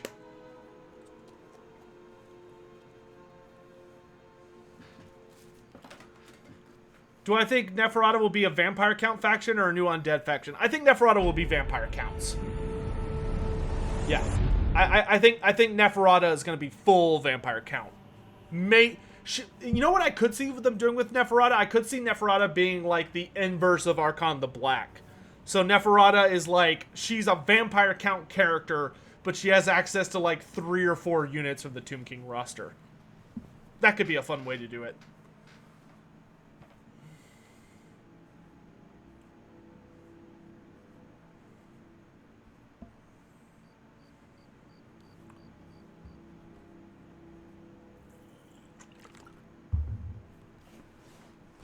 I'm pretty sure at this point Neferata has had the worst love life in the entire world. Well, I'll say that Neferata is a character who hates men, but it's not because she's like...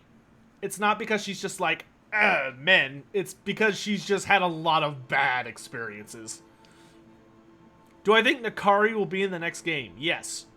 Where would I rank Solostra Deerfon power-wise? In the lore? Solostra is there. I wouldn't say she's exceedingly powerful.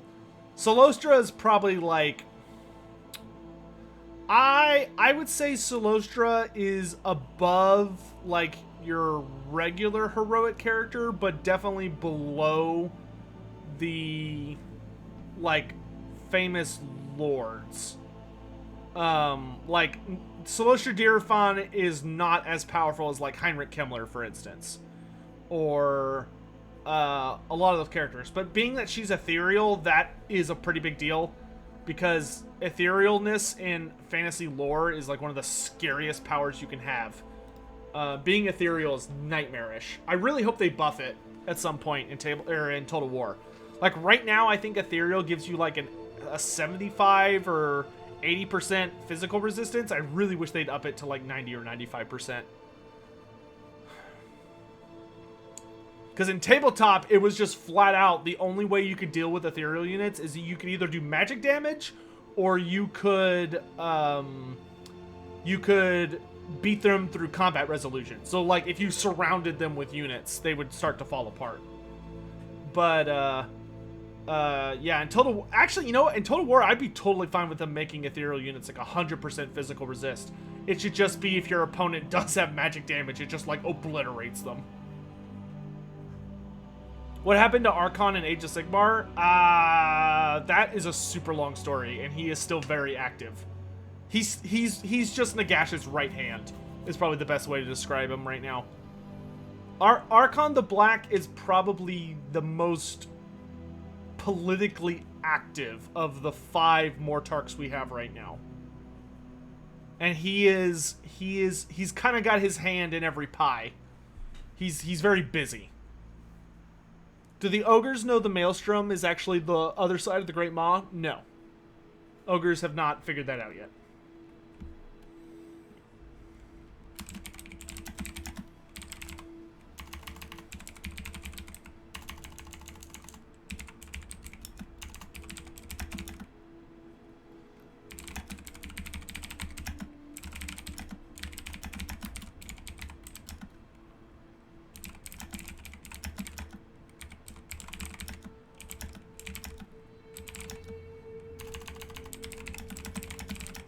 I'm going to write another paragraph, so y'all amuse yourselves for a second.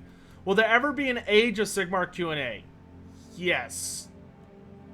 Not for a bit, but yes. I don't really want to do a lot of other stuff. Here's the thing. There are some projects I feel I owe it to everyone to finish before I really start turning my attention back to Age of Sigmar. If that makes sense. Plus, Age of Sigmar, I'm not as confident doing an Q&A on because I don't have all the books. I have, like, some of the books, but I don't have all the books. So, like, if somebody were to ask me for, like, a really in-depth question on, like, I don't know, the new Tzeentch stuff, I would be floundering a bit. Like, I've kept up with my favorite factions and a couple of other ones. And I've also kept up with, like, the major story beats, but I don't know everything about every faction. Just because it's very expensive to keep up. like hundreds and hundreds of dollars.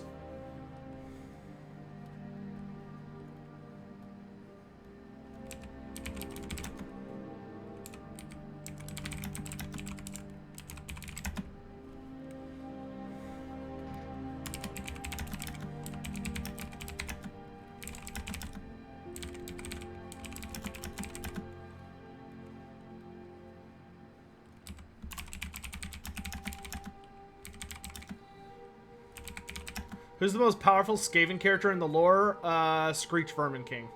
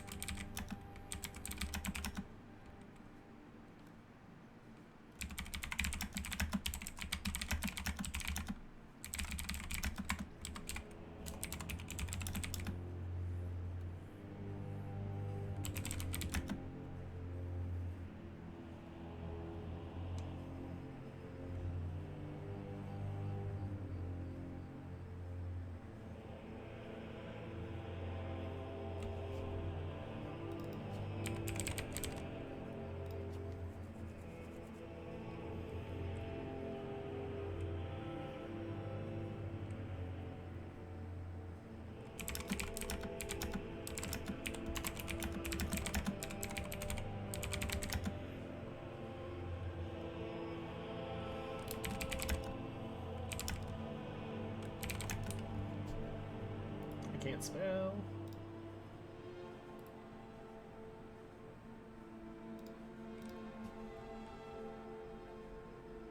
Is there any faction that's 100% complete to you in Total War Warhammer yet?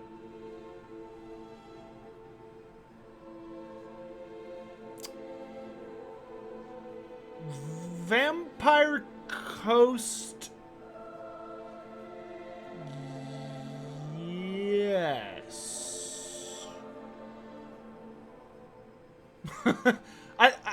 I could see some Vampire Coast.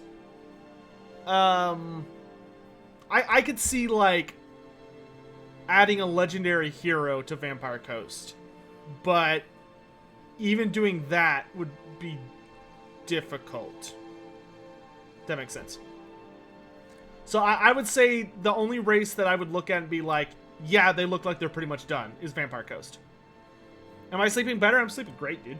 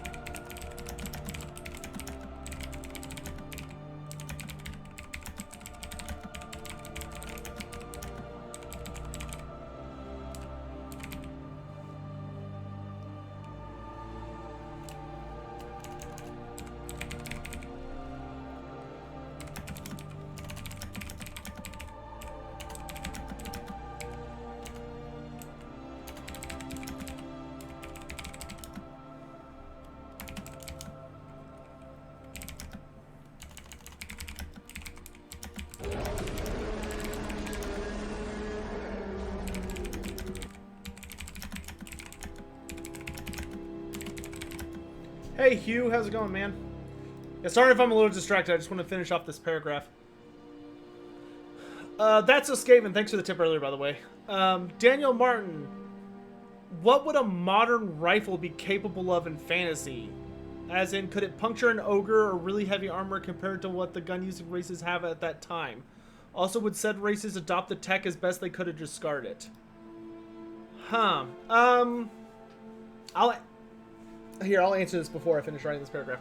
So, I think that... Have I done a video on Scarsync? No, but that's coming up after I finish this quick video. Is this Elder Scrolls music? Yes. Have I ever played a Twitch mod for Untitled 2? Yes. It always makes me hate chat. Are the Tomb Kings still missing something important? Yes. Look up the Chimeric Titan. Everybody stop. Let me answer the question. So, I would say... I don't have the best gauge of how powerful a modern day rifle is. I'm not much of a gun nut. Like, I have shotguns in my life, and I live in a house where there are guns in the case of an emergency, but I haven't shot a gun in a long time, like almost a decade. But I would think that our modern day rifles would be, very powerful in fantasy. They, would they be capable of killing an ogre? If you shot him in the head, probably. If you shot him anywhere else, definitely not. You just wouldn't be able to do enough damage. Like, you would need such a large bullet with, like, an absurd amount of punch. As for... And, obviously it would be limited in usefulness against magic. No matter how awesome we could make our weapons in this world, the magic of Warhammer Fantasy would dunk on us all day, every day. Like, magical armor would easily be able to deal with the nastiest weapons we could conceive, unless we're throwing, like, nukes or, like military-grade artillery. But I would say that if a rifle's big thing is that it has decent punch to it and it's all about accuracy and range, there's actually a gun very similar to that already in fantasy. There's a really, really famous gun in Warhammer Fantasy called a Hochland long rifle. That if you are a gun nut, you would probably really like the lore behind that weapon. The Hochland long rifles, some versions of them are like these ridiculous rifles that are like the size of a guy. Like, they're like these 4 or 5 foot tall long guns that, thanks to fantasy engineering, are able to function, and they are horrifically deadly and have terrifying aim. They would give you, like, the sniper rule, where your character could literally, like, snipe an enemy character or champion out of a unit. And as long as you had somebody that's, like, reasonably powerful or accurate with it, like, it's nasty. If the modern military invaded fantasy, I think it'd be hard to stop them. Dude, no. Like, I appreciate the weapons we've invented, but demons alone, like the demons of chaos, would be a nightmare for us. A nightmare. I do not know what we would do against demons. Like, just fighting creatures that can shift in and out of physical reality on a very regular basis as they're fighting you, like, literal nightmare fuel. We would be boned. If it was us versus Warhammer Fantasy, we would be, like, the Demons of Chaos alone would curb stomp us. It would not even be a challenge for them. Does one of the Electric Counts use a long rifle? I think the Electric Count of Hochland uses a Hochland long rifle, yeah. What named greater demon is the most dangerous in the lore? That depends on how you define dangerous. When it comes to, like, bombs, I don't think bombs would... Well, bombs would have very limited effectiveness against demons. You have to remember, the thing about demons is that especially if you're using non-magical weaponry to attack them, they can, like, the laws of reality do not apply to them. They they are able to basically phase in and out of reality, and they would not care. And a lot of our scariest weapons already have way better versions in fantasy. Like, gas bombs already exist in fantasy. They're called poison wind globadiers or poison wind mortars. Agent Orange basically already exists. It's called Dragonfire. Now, we would get curb stomped. Yeah, 40k would be even worse. 40k, they could just throw an Imperial Titan at us and we'd be like, alright, I guess we lose. Like, the best thing we have to throw at that is a nuke, and hopefully that would take care of it. You know, but like in fantasy, freaking Mazda Mundi could just like wave a hand and we would just be screwed instantly. No thank you.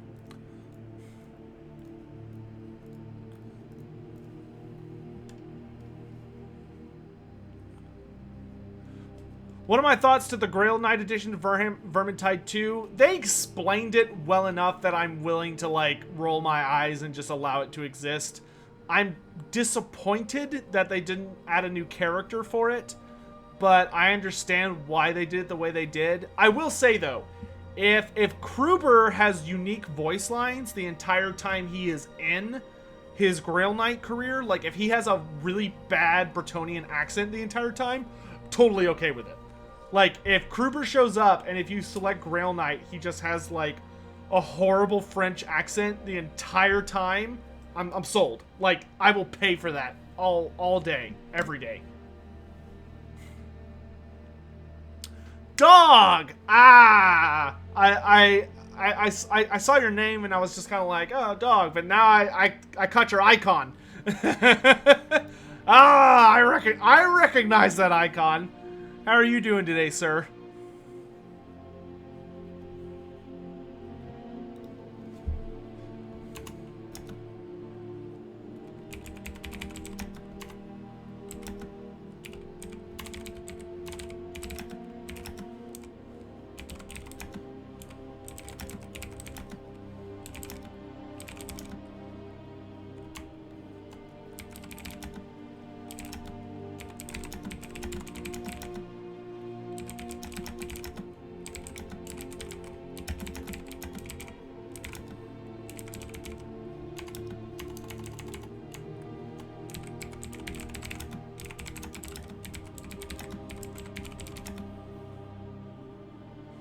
I'm good. I'm good.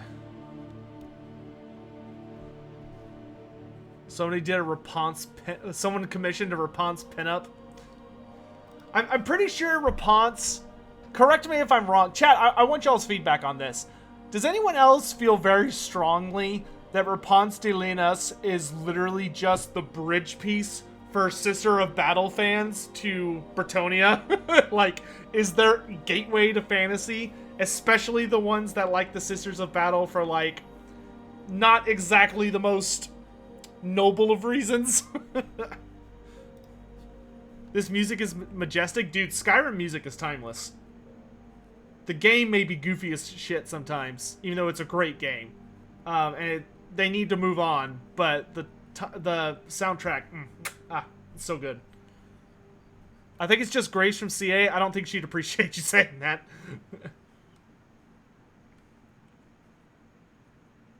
Yup, yes. Who's the most uninteresting character? Helman Gorst. Helman Gorst is the most uninteresting character. He never... I would pay money to have Helman Gorst removed from the game. You wouldn't even have to replace someone for me to consider it worth the money. Just to be clear. Sorry, that was important enough I had to lean close to the mic.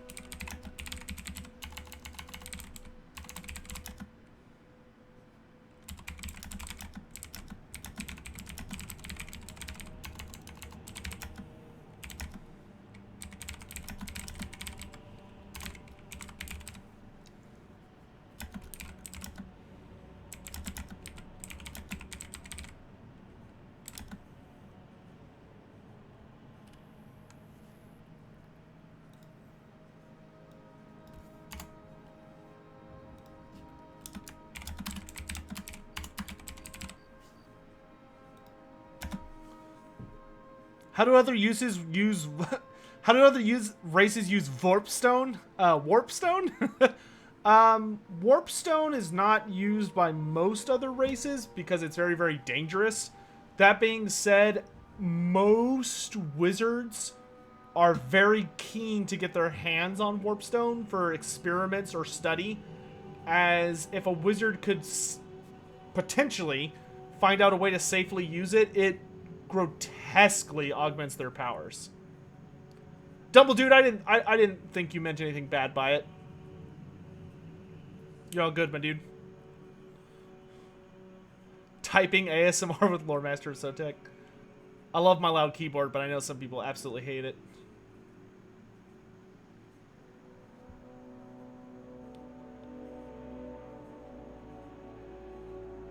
Helman Gorse as a character will always suck, but he can be made powerful. I mean, he's reasonably powerful in game, because he just has a ridiculous amount of research rate and casualty replenishment. But I will always hate him. The new emotes are awesome. Who made this? Our resident artificer, so to speak, is a guy by the name of Vane Warlord. We've actually had those emotes for a while. We have them all over on the Discord, but I finally got enough Twitch followers and YouTube members that I was able to give you guys a lot more emotes. Like, we've had them, we just haven't been able to use them. That's why it's important, if you really like being around here, to subscribe or member up. Especially on Twitch with that free sub you can get from Twitch if you have Twitch Prime. Because the more subs we get, the more emotes we unlock, which lets our community have more of an identity, which is awesome.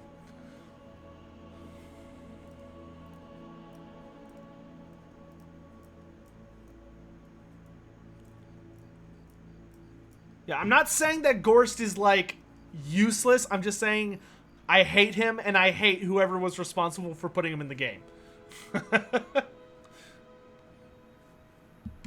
It seems I've done much. Well, this is the last entry for this section, and then I think we're done for the night. We'll talk a little bit after, but let me pound out this last paragraph and finish the skills section, and then we can chat for a bit before wrapping up.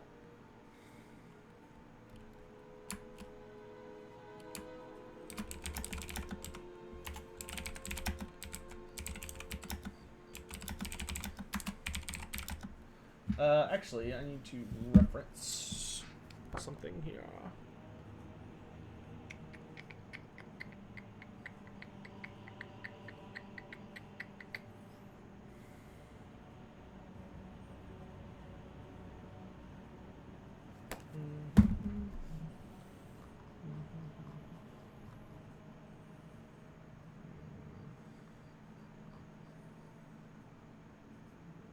Pass, character zoom.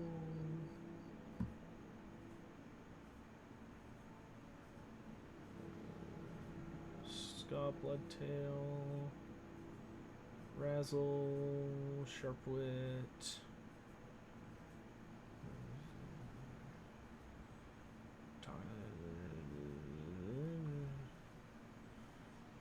work on Blacktooth. Okay.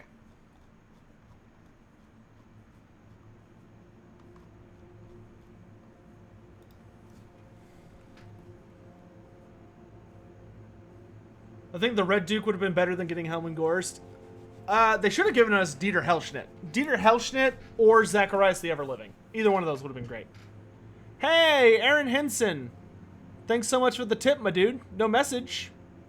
Thank you. Very generous of you. I appreciate it. Thank you very much.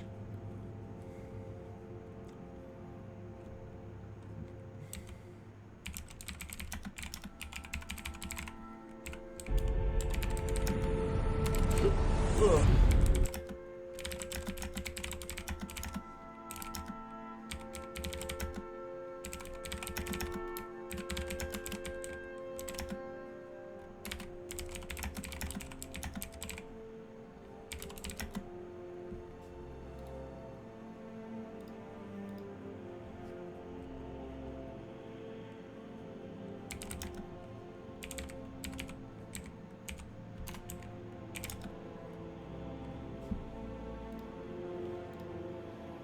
I'm gonna double check to make sure perfidious means what I think it means. Yes, okay. Double check. Always good to double check.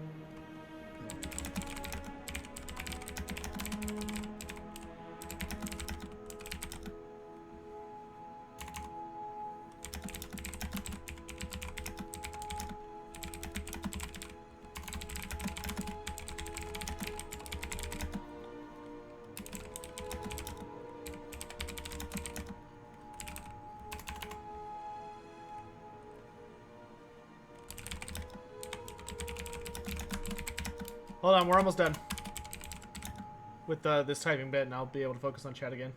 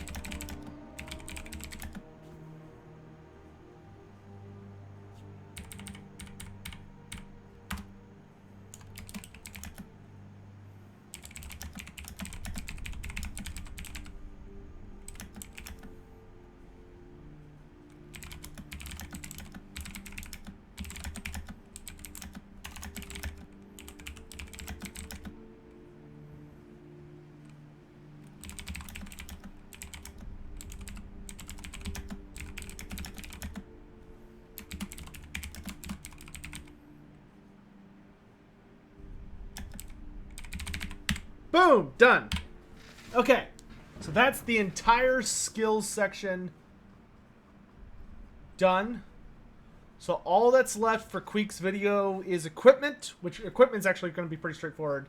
And then I have to finish the history, which there's a shitload of history I have to go through. But we're getting there. Okay.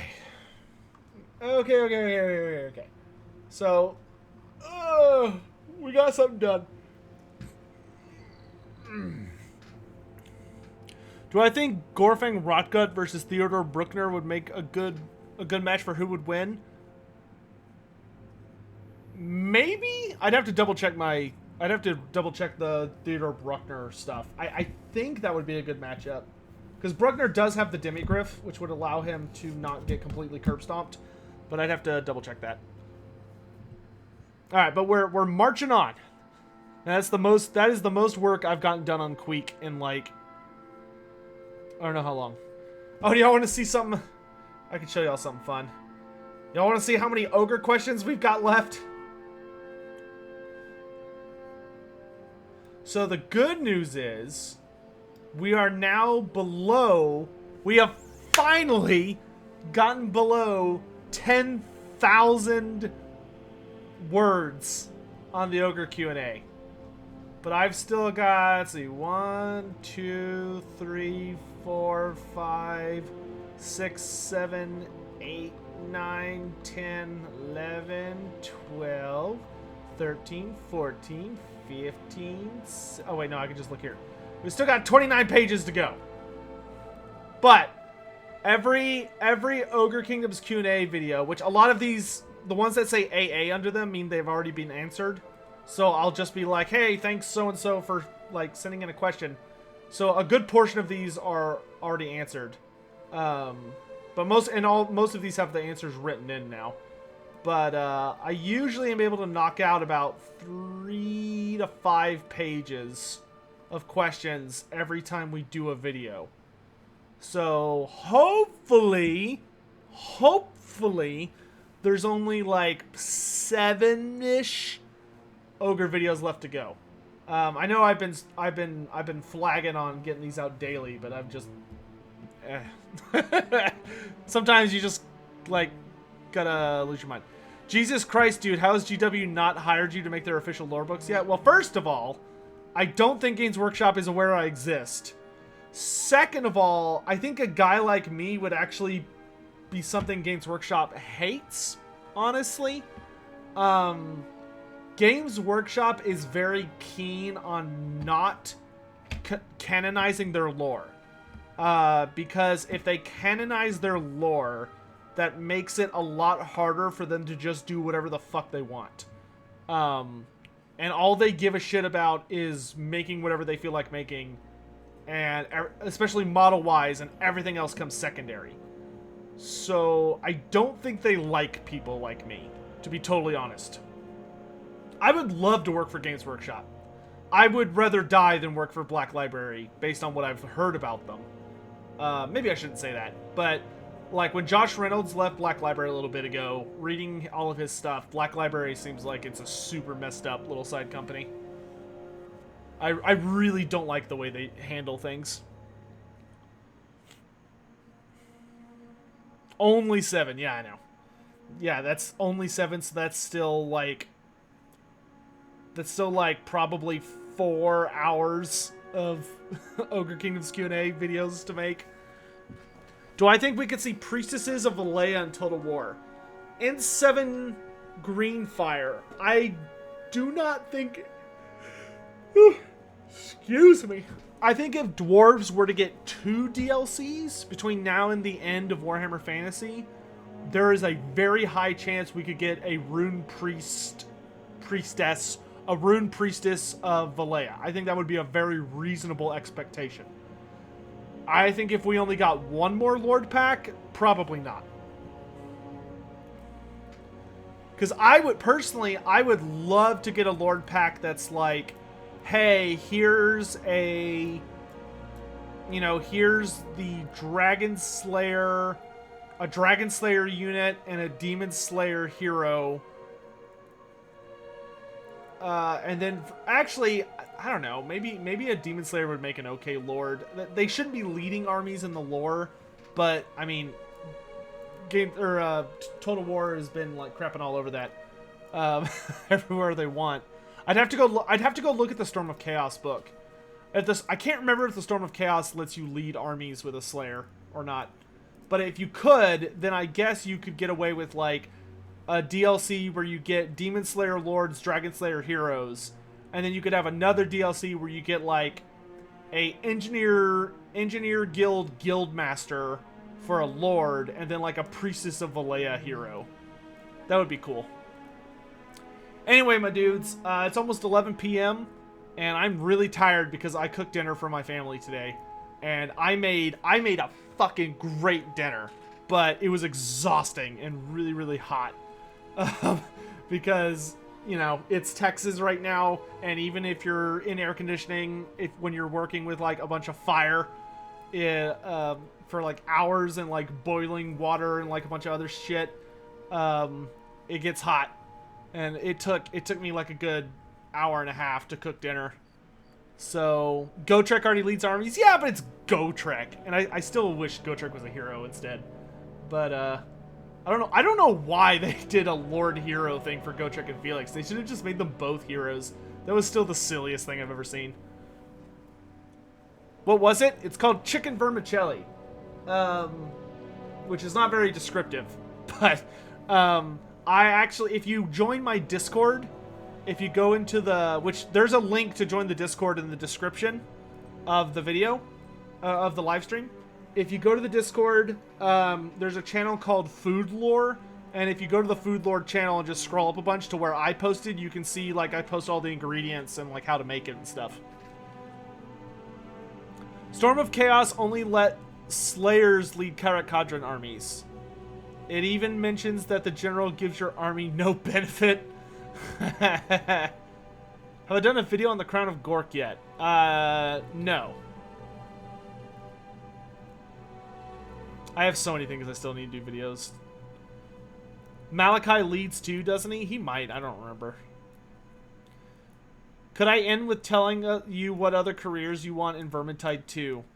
Well, if I could have anything I wanted, but only using the 4 characters that don't have 3 careers, I guess the things that I would still want are...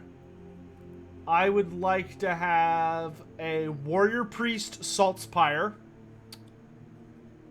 Warrior Priest Saltspire. God, what would I do with Carillion? See, right now she has Waywatcher, Handmaiden, and Shade. For Carillion, I would probably want...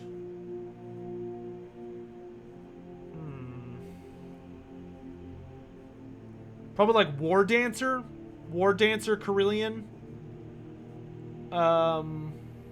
Let's get mostly naked Carillion for the fan art. Do it for the fan art. Could you? God, I cannot even imagine what would happen to all the poor Vermintide communities that are already struggling to hold back all the grotesque amounts of porn. Not that there's anything wrong with that, but third for Sienna. God, what would I do with Sienna? Like something fire related? Maybe like, maybe have Sienna do like, maybe Necromancer Sienna? Yeah, I'd do Necromancer Sienna. Pull a Gelt from, so in the end times, what happened in the book Nagash is a ton of characters in the end times. Actually, a ton of Imperial wizards ended up becoming necromancers for a little while. Some willingly, some not so willingly. So I would want, yeah, so Necromancer Sienna, and then for who am I missing? Dwarf. For the dwarf, engineer. Firebelly Sienna. Oh my god, that'd be so bad. Yeah, I would do Necromancer Sienna could actually work.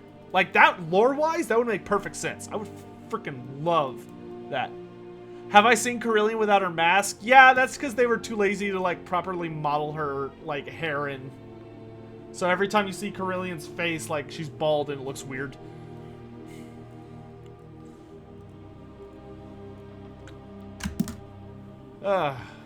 Sienna could be an Archmage. I'd prefer Necromancer. I think Necromancer would be more interesting. I don't see Archmage being that different from her, her, like, College of Magic career. Give me a skink character. Old Razzle Dazzle, you're right. You're right. Salt Spire should be a skink. You're absolutely right. It should be Salt Spire skink. Anyway.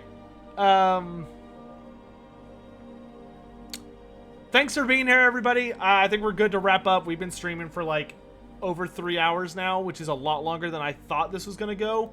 I hope you all had a good time. I don't know if I would consider this a successful video or not yet. I will have to sit down and just see how it does on, like, likes and views and stuff. So, if you liked this, you know, if you liked just hanging out while I'm working on some lore stuff, make sure to hit that like button, because I'm going to be looking at those to, like, measure if people want to see more of this. And if you don't like it, then hit the dislike button, because that makes it really easy. So we might do another one of these in the future. We probably wouldn't do it too frequently, like maybe once a week at most. But what I'd really like to do is maybe... Well, no, that would probably be better as like a true podcast format. I really want to start a podcast. I really want to start a podcast. I need to get on that. I like doing it with Italian Spartacus, but he's too much of a pain in the ass to get a hold of for those. So I think I need to, like, figure out my own. I need to hire an editor. That's what I really need. I need to put out a PSA to hire an editor. I need an editor so bad. I need to pay someone money to make my life easier. Anyway, thanks for watching, everybody. Hope you all have a great night. Oh, important. Literally important. Not for my channel, but just for life. Take care of yourselves, dudes. Make sure you're, like, wearing masks and washing your hands and stuff. My father works at a children's hospital, and they had 0 cases for the longest time of COVID because they were being really good. People were being really good about it, and now it's going up. And there are kids who are coming in really, really sick. So try and do your best to keep yourself safe and keep everyone around you safe, and take care of yourself. You know, the shit's not over. If anything, it's about to get a lot worse. So please take care of yourselves. I just wanted to put that PSA out. Anyway, thanks for watching, guys. Love you all. Take care of yourselves. Bye.